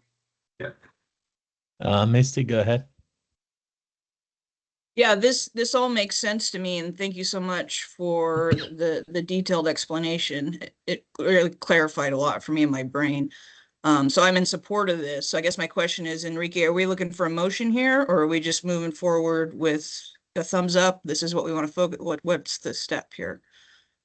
We're not looking for a motion today. Today is just more of a information gathering and us getting educated. So when we go back in November, we may create a motion, that John was talking about earlier for the strategy and the equity work. So for me, it's important for all of us to have the information and Yeah. then make a sound informed decision. And that's why I also ask if it would be just best for us to continue with the dental and vision conversation in November, because it's just a lot, right? So we have really good questions. So then if we have the dental vision conversation next, and then we are more informed. So what I will request from Ali is maybe send a sort of like high level summary for the board on the dental vision and this condition category. So when we see it in November, it's fresh in our minds, but also we get the information then as well. Yeah. Because it's a 30 days lapse. So, Yeah. all of us Yeah. have many things going on. So I appreciate that if we can do that, Ali, after the meeting in the next couple weeks. You bet. No problem. Sally, go ahead. Yeah, and I apologize if this was brought up and I missed it, but are we going to look at, or are we concerned at the trend cost for allowed pharmacy for tumors? I'm taking a closer look myself. It says Christine? 164.6%. Yeah, a couple things there. I don't know. I don't want to put Sarah on the spot with only with only one. So first of all, there's $1.4 million in spend for tumors, which is not nothing. But treatment costs can vary so significantly between years, sometimes with large claims or new therapies coming on or off. I don't know if Sarah or Ian, if you have just an initial thought around if you know already what is driving that. Otherwise, Sally, we can look and follow up with you after. But given the relatively low dollar spend in this category, this is something that we would look at maybe behind the scenes. Yeah, I would agree, Kirsten. I think sometimes the challenge is the pharmacy costs for cancer treatment. There might be some difficulty in how they're classified, with some of that going into cancer and some of them going into tumors that are both treating cancer conditions. But some of the newer agents for cancer do cost, upwards of $200,000 per year.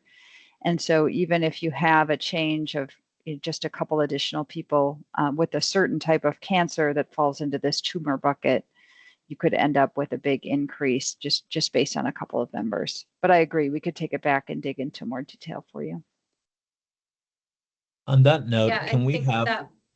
Go ahead, Sorry. Sally. I'm sorry. Go ahead, I Sally. think that'd be great because I think that's a big jump, right? Or a large percentage. And I think that it definitely is worthwhile having it on our radar, right? And just kind of understanding that a little bit deeper, and then being able to get ahead of anything if there's something we can do to, I don't know, reduce that cost somehow, or prepare for maybe a potential continuing increase. Okay. Good point. And I also see Bill mentioned something in the chat. Tumors were non-malignant growth, not cancer, we assuming, correct? Yes. Okay, thank you. And Sally mentioned about the tumors and this category in pharmacy. I did notice on the other slide that the HIV was part of that. Is it new medicine coming to the pipeline, or is the cost? I mean, I saw maybe you can report back when we answer the previous question. We can answer the next November meeting. Thank you. All right, you can move forward to your next part of the agenda because we want to stay on track on time.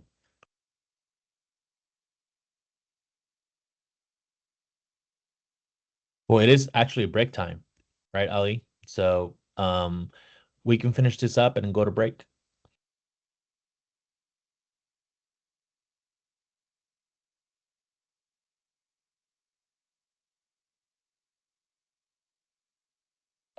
Tony, go ahead. Just a point of order question, or yes. I don't know if it's a point of order question, but a nuts and bolts question for sure. The retreat date is It is Oh, I can get that. November 4th. Yeah. And that will be in And- Salem. Okay, Yeah. thank you. Yeah, and Ali or Yeah. Rose will send the invite in the when you get the calendar invite, you'll see the address on and also on the agenda, Tony. Yeah, I think we generally make it about 9:30 to 3:30. We have lunch for the board. We could reimburse for travel costs. Rose will reach out with all the logistics, but we like to see everybody in person. But if it's absolutely necessary to log in, we can accommodate that, Tony. Yeah, no, I appreciate being in person too. I think my confusion comes from maybe the fact that Rose is doing such an exceptional job with scheduling, because I think what confused me is I saw both the one for this month, but I confused the one we've got a date already set for 2026. So I think that's where I got confused. Is it the 3rd or the 4th? So thanks a Yeah. bunch, Rose, thank you. All right, so we'll go on break. We all need to stretch a little bit, so we'll do 15 minutes. Is that okay with everybody? Well, actually 10 minutes. Let's do 10 minutes, not 15. It was gonna be too much free time there. So I'll be back at 5:44. Thank you.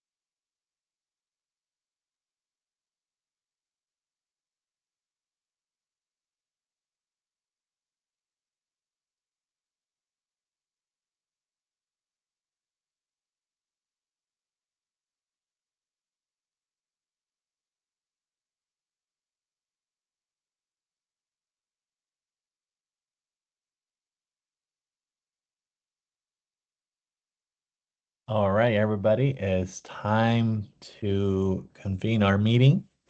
And if you are near your screen, if you're able to, like Dr. Laura and others, turn your camera on. Want to see your beautiful face? Otherwise, we understand if the camera doesn't work. Hey, Bill. All right. Our next presenter will be let me you. Hi, Enrique. It's Christy Ewing from Mercer. Yes. Awesome. Thank you. Yeah. I guess we can start. All right. Wonderful. Well, good afternoon, OEB board members and partners. For those of you I have not met, my name is Christy Ewing and I am with the Mercer team. And I support OEB in a variety of ways, including from a clinical focus, primarily in behavioral health. And then I'm also part of the Health Equity Work Group, which I will talk about here in a bit. And I am joined today from with Sharna Freehan, who is also from Oregon Health Authority. And Sharna, did you want to do a brief introduction? Thank you, Christy. Sure. So you've heard my name is Sharna Freehan, and I use she, hers pronouns. I am the Health Equity Lead for PEB and OEB. And I have the privilege of working with Mercer and Christy on the Health Equity Work Group. And we do have 2 members here on the OEB board, and I look forward to going through this discussion with you. Thank you. Great. All right, let's move to the next slide, please. And so, I wanted to begin by setting the stage for our conversation today, and really around a best practice health equity strategy that we're proposing for both OEB and PEB. And each summer, our health equity work group takes a moment, we pause, we reflect, and we really look at the progress that our work group and both of the boards have made in that year and previous years towards improving health equity. And then we also really ask ourselves, what can we do to build on this and have progress moving forward? So just a few kind of background history components is that, Oregon Health Authority has had a goal of eliminating health inequities since 2020. OHA recently refreshed its strategic plan in 2024, and this really does reinforce there's 5 strategic pillars. In addition to this, really, OEB also has been bringing a health equity lens to its work formally, I guess, since Can you pause for a 2021. second? Christine, Yeah. I hear some echo or feedback from a different individual. So please mute yourselves if you're not speaking, or if you're only a board member, raise your hand and I can call on you. Go ahead, continue. Okay, thank you. And so OEB has been doing this work since 2021. And really, there's lots of notable impacts that have been made, and I'll share a little bit of that as we move forward as well. Another key component of this is that both boards do and align with the triple aim, which is that improved quality of care, improved health, and lower costs. This framework has actually also progressed over the last couple years to the quintuple aim, which incorporates 2 other kind of areas that's advancing health equity and improving the workforce well-being. And so the proposed strategy that Sharna and I are going to share with you all today really reflects this latest kind of health equity best practices. It also reflects important developments that have happened over the last 5 years.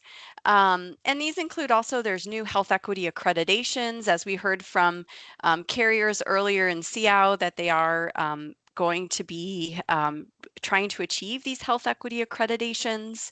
And there's again, this broader expansion of the triple aim. And so really for today, our goals is that we want to first talk about the health equity accomplishments and the impacts that have been made. we're going to share with you our proposed strategy, which really, again, aligns with these best practices, with the refreshed OHA 2024 strategic plan. And we really want your input on the health equity strategy.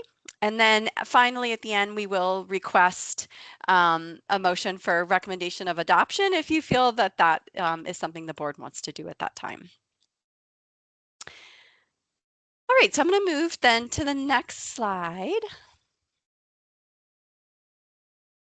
And so many of you have seen this slide before. This is a little bit of an expansion, but really what, as we did this reflection, our group really realized like, oh my gosh, there is so much alignment in these strategic goals and the core values of OEB and PEB.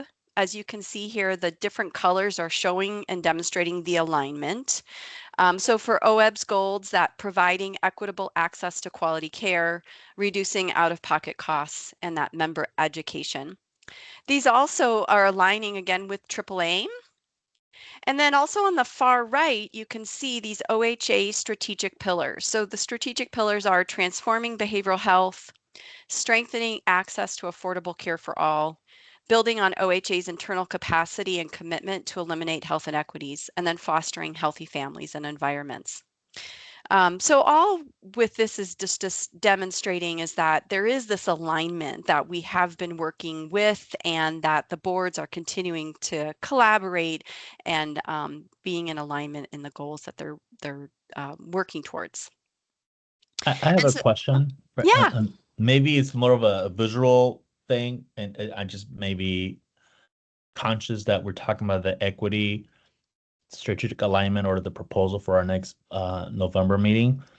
But on this visual reference, I see equity as like a smaller graphic compared to the other parts like better health, member education, member experience. So as an outsider, as a member of healthcare, I guess, yes, this is your strategic plan of equity, but equity visually resembles a small.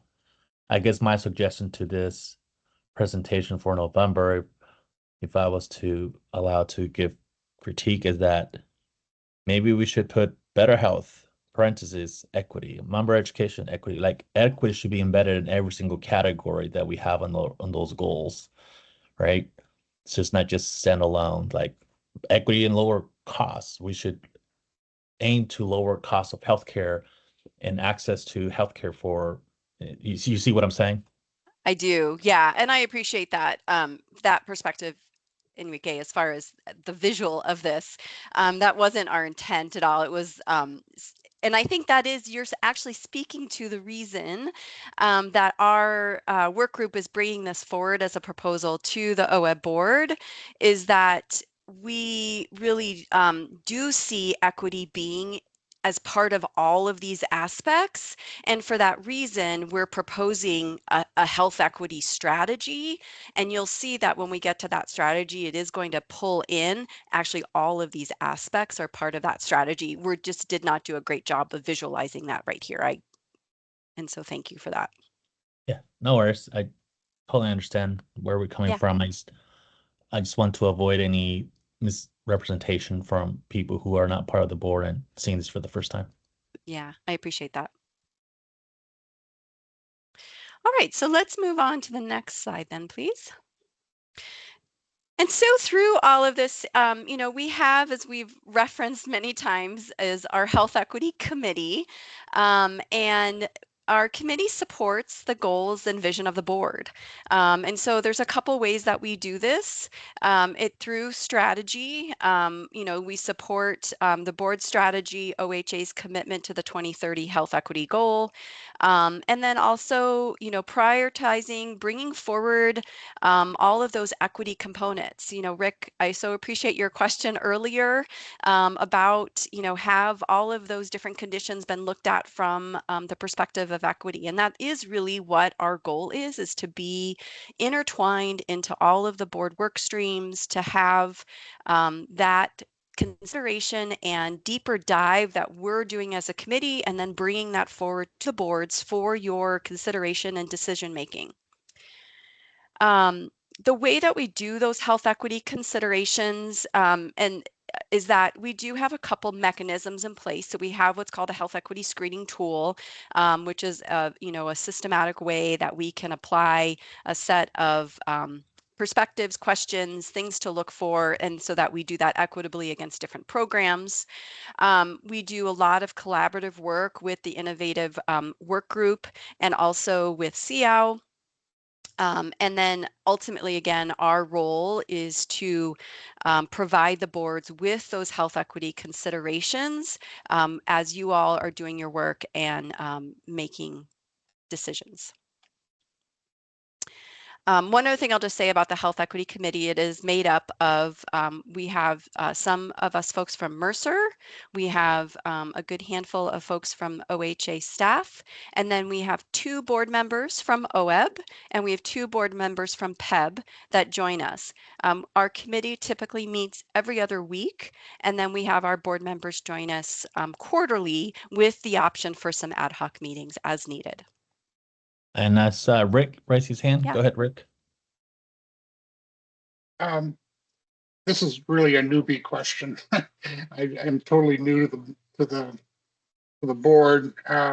Does OHA or the board have a definition of health equity? Or maybe what I need to do is read the 2030 health equity goal. But I'd like to know what the goal is or what the definition is so we know what we're striving for. Yeah, thanks, Rick, for that. Oh. Oh, Ollie, go ahead. I know Sorry, we do Jen. have, OHA Yeah. does have a definition of health equity that we certainly can share. Yeah, absolutely. And that's, Thank you very much. That would be great. And maybe even embedded in the presentation so that it's sort of, we review it as we go. That's just my suggestion. yeah, thank you. I appreciate that. And that is a perfect question. And we've had we just recently actually had an orientation for one of our OEB board members that joined us. And that was also another question. So thank you for bringing that to my attention. All right, let's move forward to the next slide, and maybe we'll come back to that, and because Rick, I can find that definition to be able to share before we kind of dive into our proposed health equity strategy as well. So this is really, we want to highlight the work. So, for OEB, we don't currently have a health equity strategy in place. With that said, that doesn't mean that the board has not been doing this work and not making an very impactful improvements on reaching a goal of eliminating health inequities. And so you can see this kind of dates back from 2020 through 2024. And some of the highlights here, is that some procedural things at the beginning as far as establishing the Health Equity Committee. We do have a charter in place. We had development of that health equity screening tool. And then we started to do some assessments of the plans, the carriers, what currently, so we could establish that baseline and identify opportunities for equity improvements. From there, we've also done some work around, in 2023, through CIAO, we did have our doula work group. We also did performed a gender affirming care review with our carriers to provide, again, some, if there were gaps in care, certain things that we needed to make sure the carriers were following in regards to that House Bill 2002 and the rulemaking for that in regards to gender affirming care. And from our work group was, oh yeah. I'm sorry, just to, for those who are new, this board took actions during the spring to review that and to hopefully implement. But I know in the last board meeting in May, we review a notification or letter saying that affirming gender care was going to be transitioned to sort of a third-party entity within Kaiser. And when it came to the doula services that we all advocated for. It was the cost that was implicating some of the issues of implementation. Is that correct, if I recall? So the doula benefit moved forward, and that is currently a benefit. Great. So doula benefit is in play.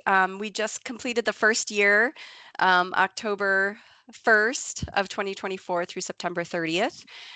So that was a really influential benefit that's in place, and we continue to watch just after this first year for utilization and engagement in that new benefit. There is some new legislation regarding doula benefit that we're currently working with Sharna and Glenn and Margaret as far as the rulemaking process and what that means for the future of that benefit, all positive. Thank you. And I see Ali noted on the chat the definition of the OHA on equity work. Definition. Thank you. Yeah. Thanks, Ali, for providing that.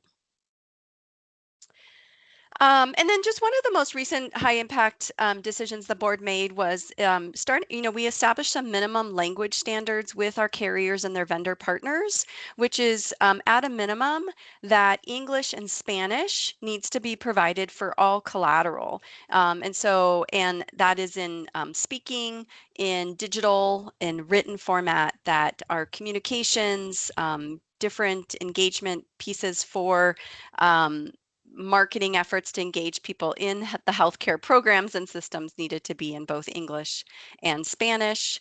And then there's other requirements as far as providing clinical care as well, which it is required already that there has to be multiple languages available. And this is the conversation we had as a board that we wanted to explore. And I give the example of, hey, we want to have multiple languages like they do at the DMV. And I used an example of Vietnamese, Russian, as those two languages are growing in our state. So I hope that we make efforts to, just like we did with the Spanish, we include those on our materials. So thank you. Thank you. All right, so then if we move to the next slide, please.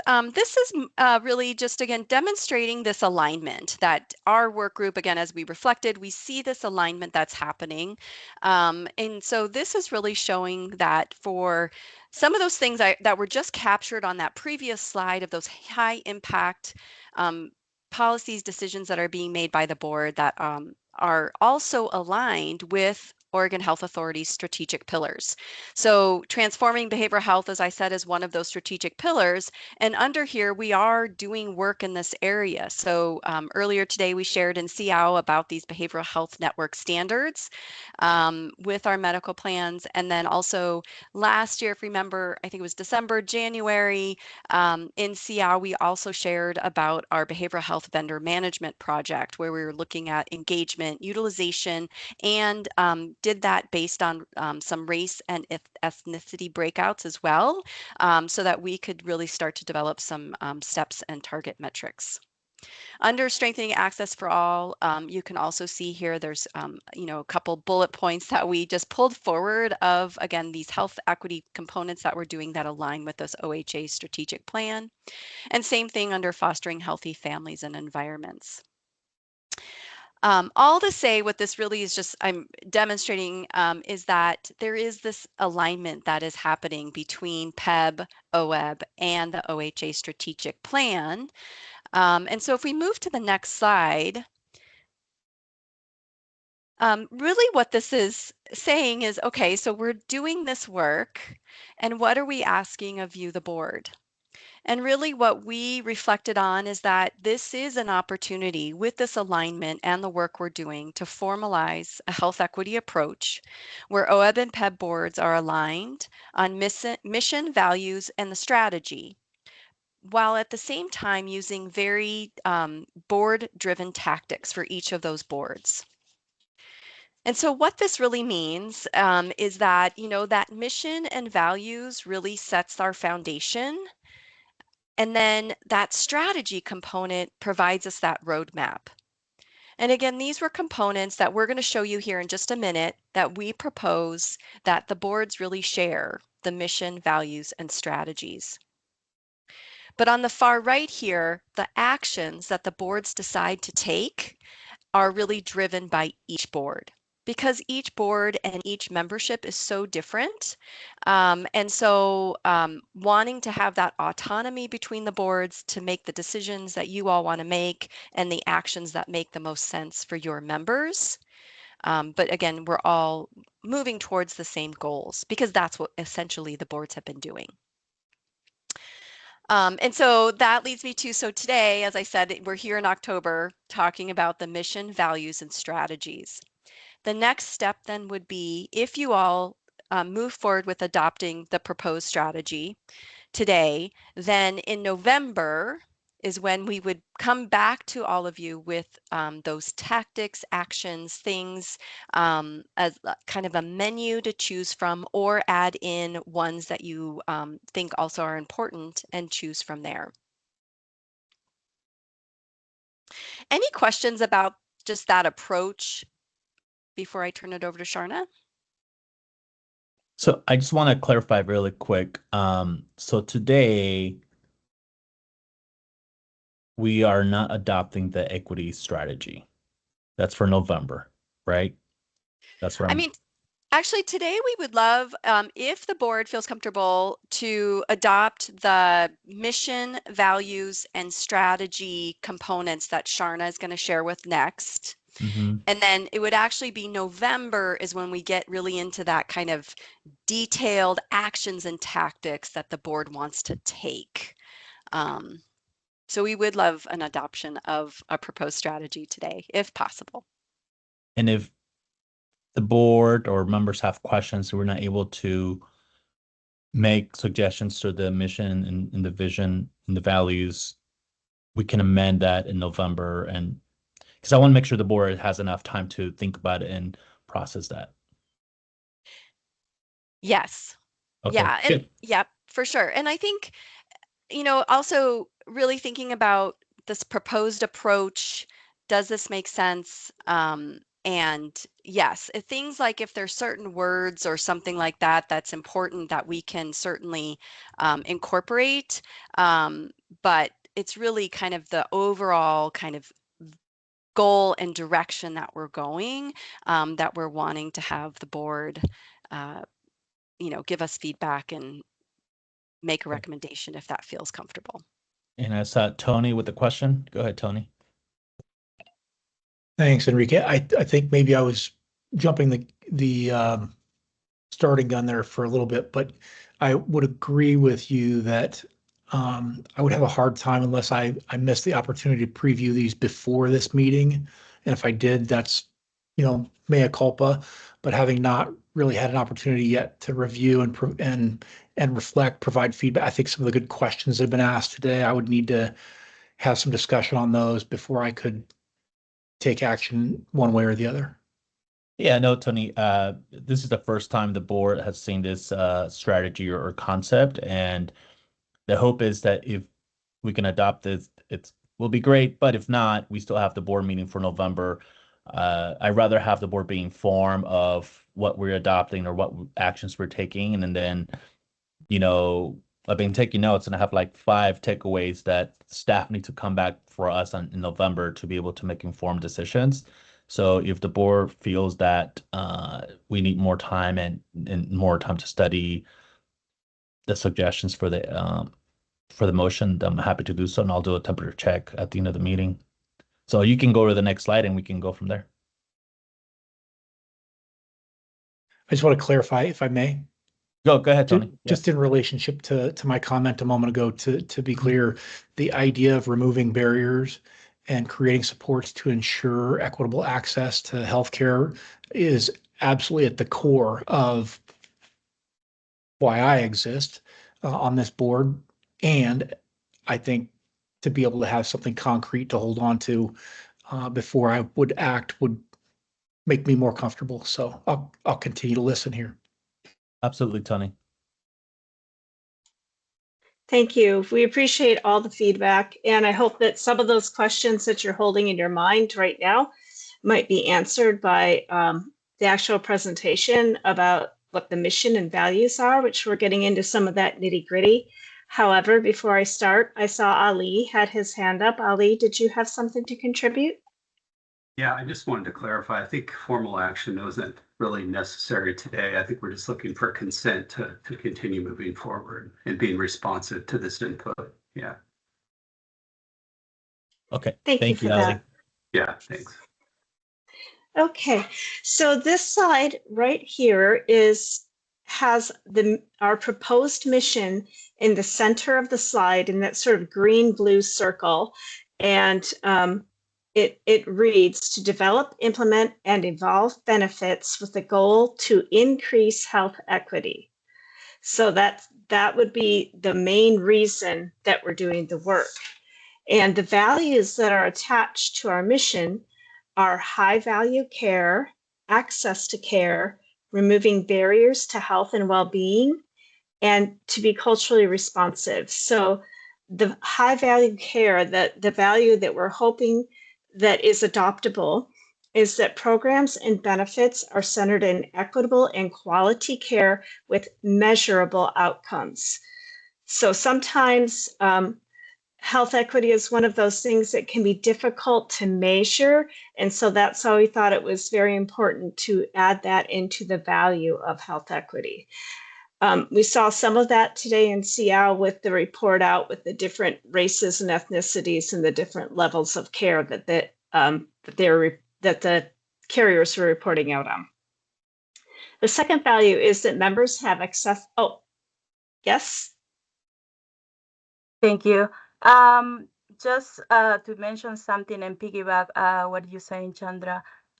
Yes, equity is something that we cannot measure. So that's why I'm seeing a mission here increase. So probably we need to choose a different word within different agency, OHA, ODE, public health. We don't use that because it's something like you are going to measure like, I don't know, enrollment, coverage, and all that. And actually, equity is more about a principle and a process about trying to remove systemic barriers, fairness, and justice. So I recommend just to replace the increase to another word. Thank you. Thank you. Appreciate that feedback. I'm sure that Christy has written that down. Okay, so our second value is access to care, and that members have accessible, affordable, person-centered care that supports their unique needs. The culturally responsive value is that members' interactions with the healthcare ecosystem are respectful and inclusive of their diverse cultural backgrounds, geography, and lived experience. And I think that's ties in exactly with what you were mentioning, Enrique, about having more languages available across the board for our members in member-facing materials and their experiences in their medical and dental interactions. Value 4 would be removing barriers to health and well-being, and that's speaking to that systemic issue that can be there, and that their social and environmental barriers are identified as contributors to health inequities. And I think the unwritten piece is that we would help to improve those or remove those barriers within our own healthcare ecosystem. Rose, if you can go to the next slide, please. Thank you. So this is just sort of a different visual representation of the values across the top in blue. And then below them, we have some suggested strategies and that the board could adopt to start moving at enacting some action towards the values. So under high value care, we have acknowledge how systemic and individual biases impact health outcomes, to leverage data to inform benefit in program design, include member input and experience to inform benefit and program design. And I think that one is really important because a member's experience, we aren't going to know what they're experiencing unless we ask them. Access to care, we're going to offer a variety of plans, benefits, and care modalities to accommodate members' cultural, geographical, and financial needs. Design a balanced approach to financial renewal changes. So that's looking forward to the November conversation, and there might be some changes the board might ask for in the renewal that's actually specifically related to care access.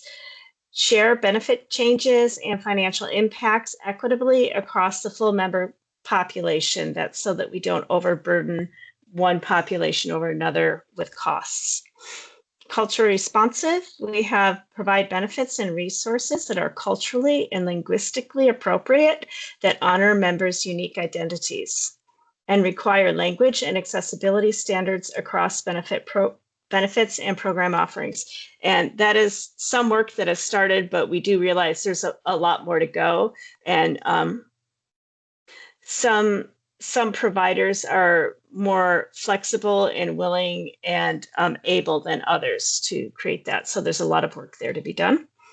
Removing barriers to health and well-being, we have prioritizing programs that screen, assess, and connect members to the resources they need, and to provide members educational resources to understand healthcare services. And that can look like plain language, that can look like multiple languages and other ways of communicating other than print. Michelle, you have a question?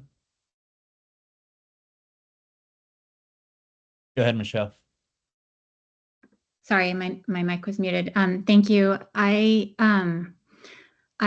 appreciate all of this work, and I just feel really compelled to point out that at PCC, for instance, where I work, our lowest paid members make about $36,000 a year. And our highest paid union members make about $124,000 a year.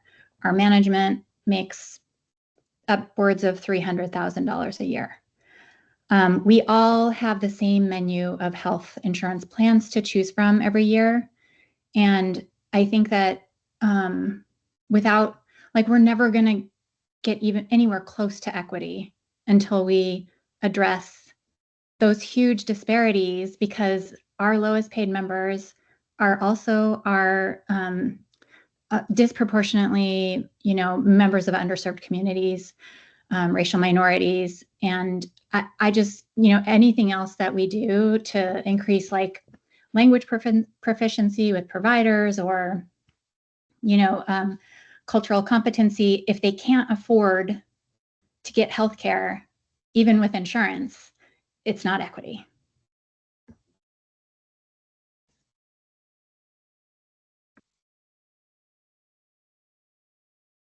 Thank you, Michelle. Appreciate your comments. And maybe we as a board, we can think about how we can find a path for financial and economic justice on the healthcare plans that we have. I know this has been a discussion at this board for the last couple of years, and I think that should be part of our feedback to staff on that note. So thank you, Michelle. Yeah, Michelle, I appreciate your comment and echoing what Enrique said. And, I think some of that falls as a tactic or an action that the board, depending on the scope of the board, that certainly can be looked at, as Enrique said, for future conversations. So I guess on that note, what I would suggest all the board members, as Ali clarified, we don't need to take action, but we do need consensus. And if I don't see an objection, we should discuss the equity strategy in November. But what I invite everybody is to send Ali and I and Dr. Lara feedback on the presentation that you're receiving today or questions. So then we can all have those answers before the meeting or at the meeting. So for us to make an educated decision. So if you have feedback, this is the time to raise your hand, but also send me and Dr. Lara and Ali questions. So thank you. Misty, go ahead. Yeah, I just wanted to appreciate what Michelle said. In my superintendent role, our classified staff often almost made more in insurance premiums a month than they did in salary. And just wanted to share that I'm one of the OEBB board members that sits on the Equity Health Group, and it's definitely something that needs to always be considered. Thank you, Misty. Appreciate that. Kristen. Thanks, Enrique. As we think about all of the discussion today and coming back in November and the time in between where we can think about ideas and priorities from what we've heard today, we have a slide that we carry forward with us sometimes, and we didn't include it in the October presentation, but we always wind up having it in the retreat. And it talks about OEB's sphere of influence and the factors that influence OEB and its members, but then also the sphere of influence that we operate in too, as the OEB board, you guys operate in. Because employer contributions are an essential aspect of health insurance affordability. They have not historically been within the purview of the OEB board, for example. There is no overall data source or data collection effort to understand how each individual entity sets its contributions.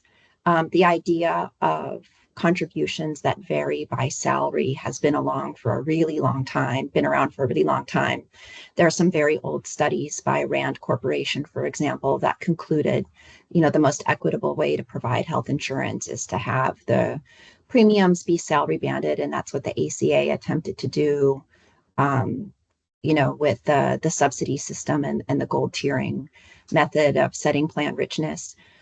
For us, as we think about health equity and changes that are within our scope, unless something were to change to allow us to contemplate employer contributions, right now we're limited to things like plan design. So what are the cost sharing elements, copays, coinsurance, deductibles, what services are covered or not covered, what choice of carriers, which plans, and how many do we offer? Those are the kinds of decisions that are within our purview. So as we think about health equity and improving health equity, continuing for our OEB members and come back together in the November retreat, I encourage us all just to think about what things are within our scope of influence will have the most impact there. So I will acknowledge Sally's comment at the chat.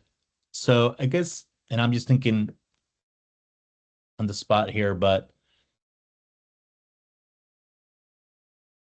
can we get an expert opinion or Ali's opinion, not today, but maybe as a follow-up of like, within our scope, how far can we push to the edge without breaking our scope or the law for us to be able to lower the cost of healthcare within our membership, right?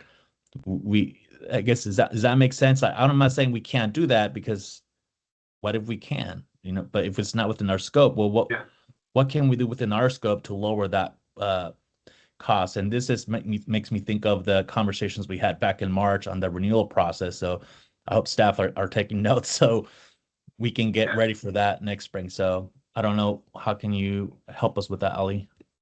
Yeah, I mean, as Kirsten said, the board staff, we really have no role in collective bargaining, which is really where those premium shares, the contributions are determined. A big problem is we don't have access to payroll data. There's 200 plus payroll systems out there, and we've been working with the OEB Advisory Committee, which has representatives from each of the constituencies of board members represent, to get at some of that data, to get at some of that information, to really, I think, use the power of this group to pull some of that together. And it's actually on tap on the agenda for the next meeting to start some of those discussions. So, I think we should have some more information maybe than the board's had access to in its history. But again, I think as far as leverage, I think you all have it with who you represent. The board just has no purview over collective bargaining, or even the plan choices that a district or entity, a group within an entity would select as far as the plans that they offer. Does that help? Yeah, that's helpful, Ali. Maybe we can put this on the agenda, because I would love to have a conversation with the Oregon School Board Association representative and AFD and everybody. I think we need to come together and be a collective to help our members. because this is a situation that impacts everybody, regardless of where we are in the spectrum of the membership categories. So maybe we can have that in the agenda for next board and how we can coordinate and share data. Because I know in my organization with Robert, we can share some data, and I'm sure there's that we're missing that the school administrators or the other members have that we don't have. So maybe that would be a good collaborative type of meetings, especially since in person. And I think they'll break silos, and I think that'll be good for answering the questions that we have. So if the board is okay with us spending some time on that, I think that'll be great. Yeah, absolutely. We have that meeting scheduled, and the plan was to bring it to the board eventually once that committee's had discussions and talked about next steps. So that's definitely within the plan. Thank you. So I guess we can continue forward with the rest of the slides. Thanks, Enrique. Great discussion. So as we've talked, for the November retreat, we can have further discussion on the health equity strategy, mission, values, and strategy. And, we can start the decision, process of board-driven tactics and continue to refine those. We also wanted to just provide, I think my next slide is really just talking through kind of what those board-driven tactics would kind of look like. So this is all just an example of what we would bring forward to the board as far as under that value of culturally responsive, having different things that the board could take action on. Again, those member facing, and a lot of these are in flight right now, or we've made some progress, but there's more opportunity of progress to be made.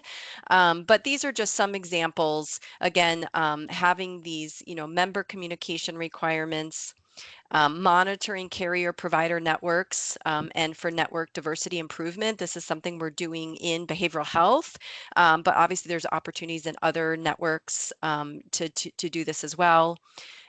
Looking at that reimbursement model for providers who are that culturally and linguistically appropriate service provider.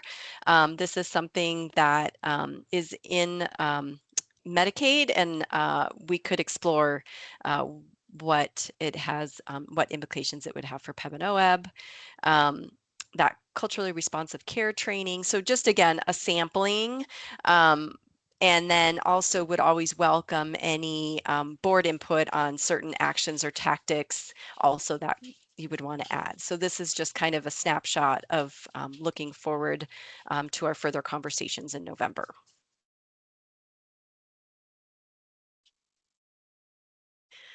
All right, so I think Enrique, Chair, back to you. Is just, I guess, as far as with the board, if there's a, if you do want to get direction, if we're on the right path, that would be helpful for us and help us prepare for November.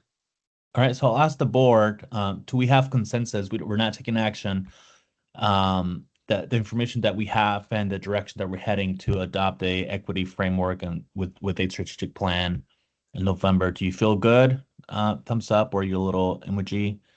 Great. I highly encourage all of you to email me and Dr. Lara and Ali with your questions or concerns or feedback, so the staff have enough time to respond to those, and then we can have the further discussion in November to be able to move forward, because based on the conversation, this will influence our renewal program or process next year, right? Equity framework, financial and cost, and the providing access to members. And that's where we have to make decisions of like, what program do we accept or adopt, like we did with the doulas, which was a big victory for all of us because we all wanted that for a long time. So thank you, Sally. Appreciate the comment on the chat. Yes, if you have something that we should add to this concept, please, like I said, email Dr. Lara and myself and Ali so they can communicate with the staff. That's it. We'll take action in November. And the next part of our agenda is the CL update from this morning. And thank you for those who were there. Thank you, Enrique. The Strategies on Evidence and Outcomes Work Group met this morning to really examine two items. The first thing on our agenda was we had our carriers report on the results for their medical clinical quality we call performance guarantees. These are 18 measures that really deal with preventive services as well as some care management and even patient satisfaction. They're developed by the National National Committee on Quality and Assurance. It's a national body. We then will work with we set targets. The carriers then are evaluated every year on their performance, and it's determined whether, based on that, they have any fees at risk. For both of our carriers this year, they both passed. There were no fees at risk that were assigned. We also asked them to provide improvement plans for areas where they scored below the targets for specific measures. There were several items, but some of the most common were well child visits, statin therapy for diabetes and cardiovascular disease, and as I pointed out, the patient satisfaction. We then also asked our carriers to provide, do they have any suggested changes to the measures? Would they like to see, say, for 2026, suggest to us, are there different measures, changes to our current measures? Next steps would be we're going to evaluate this, and either in January or February, we'll put forth to CIAL for their recommendation if there's going to be any changes to those measures. The next item that we had, and actually Christy touched on it, is the behavioral network standards or access standards. These actually came over from the Innovation Work Group. They developed standards based on really looking at diversity of network providers, how long a member has to wait for an appointment for behavioral health services, and really then also looking at the commute, how long does it take? Because these all really relate to, what is the access that people have to our behavioral health? They also reviewed, Mercer reviewed the results and the carrier proposed action plans they had for areas where they scored below. One of the key elements of these measures was what's called a secret shopper survey. Basically, that is where the carriers would contract with a third-party entity to really pose as a member, or kind of act like a member in a sense, and really call to see about, what is the wait time? When can you see me? So to get a real kind of a third-party view of these, how the carriers performed on that. We also looked at what is the time to a distance for the based on the data that the carriers provided, and then looked at provider diversity. The next steps with that item will be in December. We're going to CIAL will be looking at making recommendations to the boards for potential PGs on this and fees at risk, as well as setting targets. Were there any specific questions on what CIAL looked at this morning, or or these two items? Go ahead, Dr. Laura. So I just want to add a comment, Glenn, that kind of catch my really attention this morning. It's regarding the mobile clinics that is specific for eye care and mammographies. which is really crucial for rural. So that was really something that I was like really like paying attention. And also both Kaiser and Moda, they are both with some action plan regarding vaccine hesitancy because the climate we are really right now, and so specific for pediatric patients. So that's something remarkable. And also I just want to make a comment regarding the secret shopper. This is a strategy that we use in my team during the pandemic with the state, specific for COVID-19 treatment. So it works, it's really working. So I'm really excited that they are applying this. And thank you, Christy, this morning to share all the information.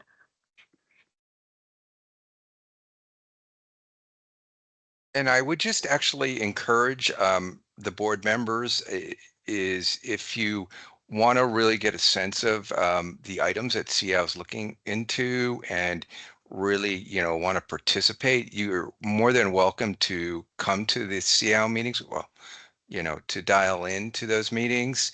And, we'd be more than happy to have other board members because it really is a good way to learn more in detail for many of the programs, the measures, as well as the benefits themselves in many cases, how they operate, how they're measured, and really kind of get, a more detailed look at that.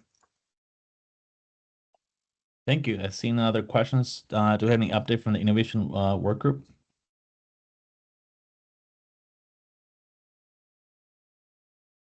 Yeah, hi there. Good afternoon. It's good to be with everyone.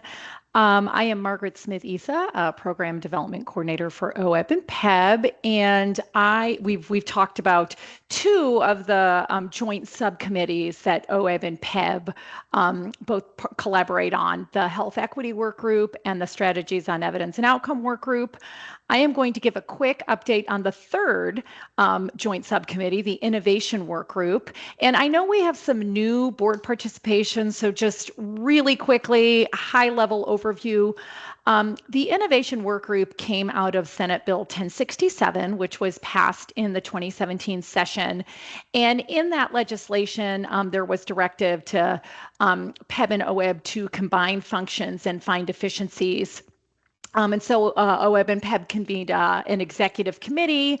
That committee recommended that OEB and PEB form this subcommittee and work jointly on initiatives to improve plan efficiencies, identify opportunities to leverage OEB and PEB's size, and collaborate on issues. A lot of the topics the Innovation Work Group has really focused on are around payment, how the plans pay for services, have looked at some other models of how the plans deliver care. It was mentioned the work group developed or looked at behavioral health networks across OEB and PEB, and then subsequently passed that work on to the CIAO for ongoing monitoring, as Glenn just explained. But over the course of the past 6 years or so, the work group started in 2018, I guess it's 7 years, the Innovation Work Group has worked on a variety of initiatives.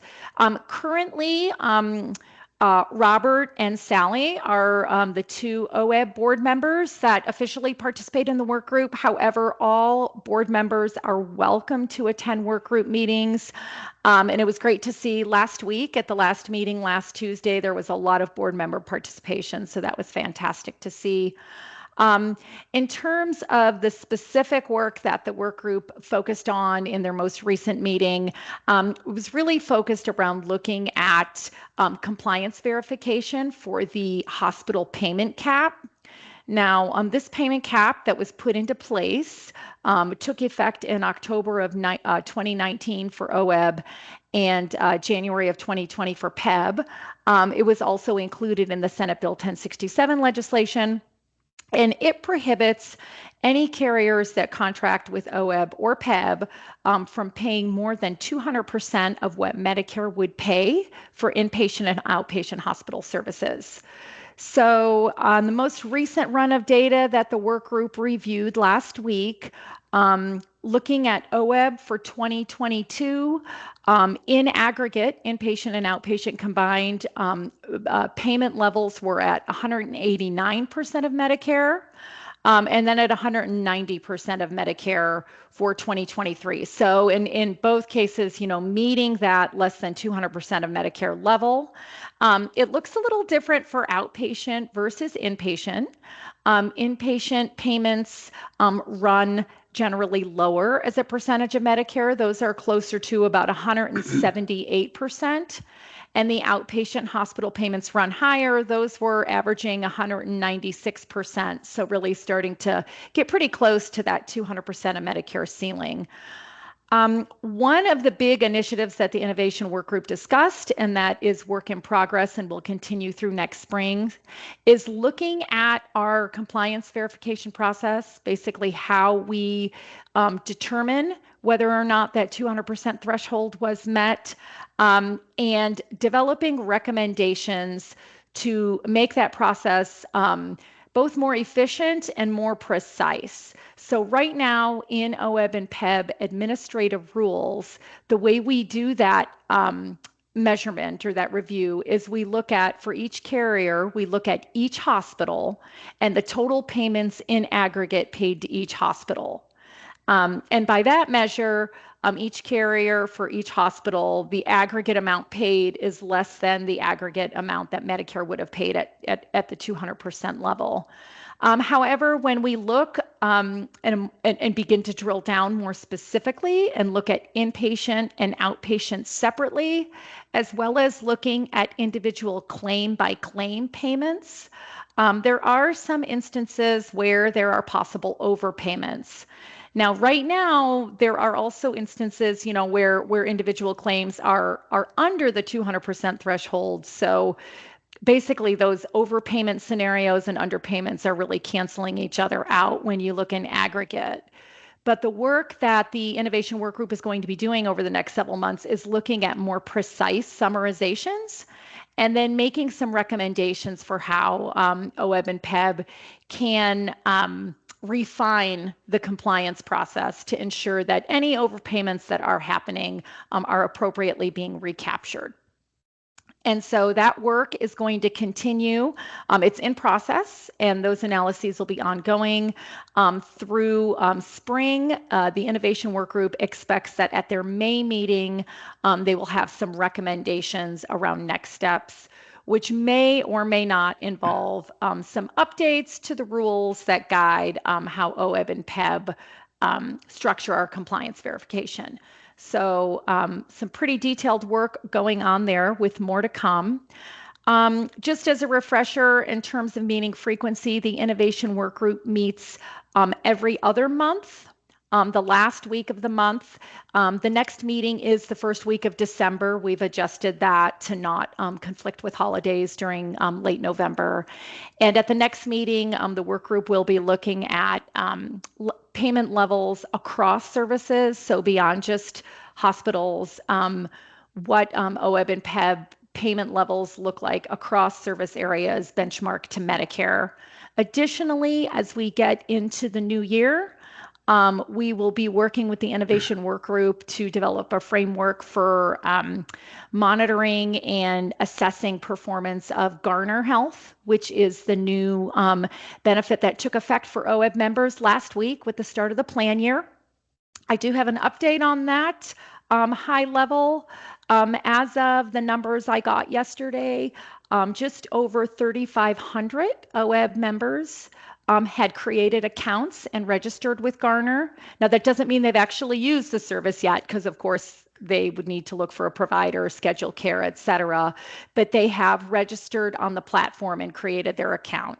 That 3,500 represents roughly 7.5% to 8% of the total members.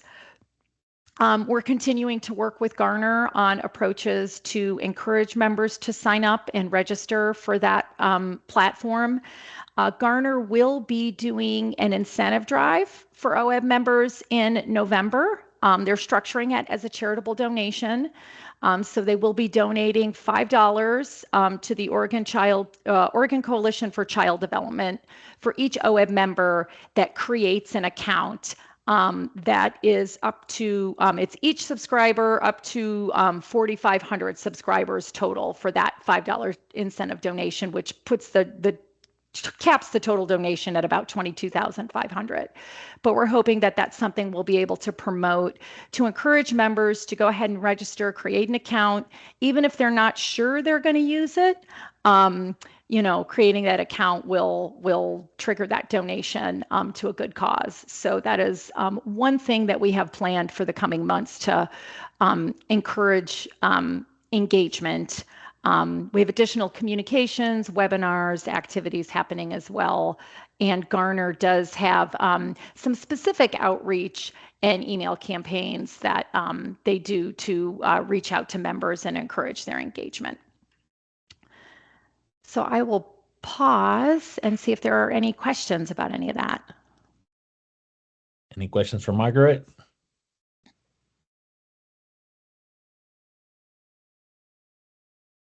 I see none, Margaret. You are lucky today. I'm just kidding. That's all right. Feel free to reach out if you think of any after the fact. I'm happy to talk offline as questions come up. Thank you. Oh, and I want to point out that you mentioned that Gardner is going to work on a communication campaign, which it's good for us to know, just in case we hear from members. We can give feedback to you and Ali. Yes, that will be great. And they do have a kind of a launch engagement campaign that they do. It's an email campaign. They send a set of emails out to members on a certain cadence to encourage members to take a look at the tool, the Garner platform, to sign up, to make them aware of the benefit. Now that the plan year has started, those emails will start going out this month to members. Awesome. Thank you. Ali, the next part of our agenda is public comment. Do you have any public comment, Rose, or other business? No public comment. I do have a couple items really quickly, Enrique. That's all right. Of course. Yeah, thanks. So Barry Burke and Cindy Bowman, would you like to come on camera? So with our OEBB Deputy Director, Damian Braco's retirement over the summer, just super excited to announce that we've hired a replacement for Damian, and that's Barry Burke, who has been our internal technology systems and data manager for about the last 10 years. Barry's he's got over 25 years of experience in various healthcare, employee benefits, technology roles, and his skills as a manager and background really makes him a perfect candidate for the job. And you'll all get a chance to meet Barry at our retreat next month, and I'm really looking forward to have you all getting to know him a little bit better. And then I'd also like to mention that Cindy Bowman, our Director of Operations, is also retiring next month. And we're super happy for Cindy, but gonna really sorely miss her. She's just been part of the bedrock for OEB and PEB both, and has done so much for the programs. Worked with, we have 160,000 lives in OEB. She's probably spoken to a good number of those, and just always been so helpful in helping members that need help with their benefits. And so we'll be recruiting for that in the fall, that position. And Cindy will also be at the retreat, so you can all say thank you and goodbye to Cindy. But that is all I had. Let me know if you have any questions about the retreat next month. Rose will be reaching out and giving everybody the information that they need. Thank you, Ali. Thank you, board. So we have some follow-ups, meaning staff and Ali. Yes. Tony had the questions on the rights and the pharmacy data there. Yep. We have the definition from you on the equity. It was in the chat, but maybe we can get that on a one-pager. In addition, with we're going to review the vision and dental part of the slides that we didn't cover today. We'll review them on the next November meeting. Of the errors and clinical factors. And also we have sort of a follow-up on the short-term, long-term special condition category, which, asks the question of, well, how can we start planning for lowering the cost if we know the medicines are going to go on, there's an increase on that. The other piece, we have 2 board members. Well, one is not so new, but we have a brand new board member, and I've been there. Many of us have been there, and maybe Ali, can we have like a 1-pager, 2-pager of the 12 months significant decisions that we have done, and also some of the items that we have adopted, like the doulas, and also that we're continuing with transgender care, affirming care, just in a different format due to the political environment. And the other part was that we will make time in the agenda to start working on with OSCA, AFT, and Oregon School Board Associations and everybody on the payroll deduct or the payroll data when it comes to healthcare and plans for our members, with the goal of lowering the cost of healthcare and the plans. And appreciate all of you today. And we will see you in November. And thanks for hosting. And that's it. Have a good afternoon, everybody. Take care. Thank you. Bye-bye.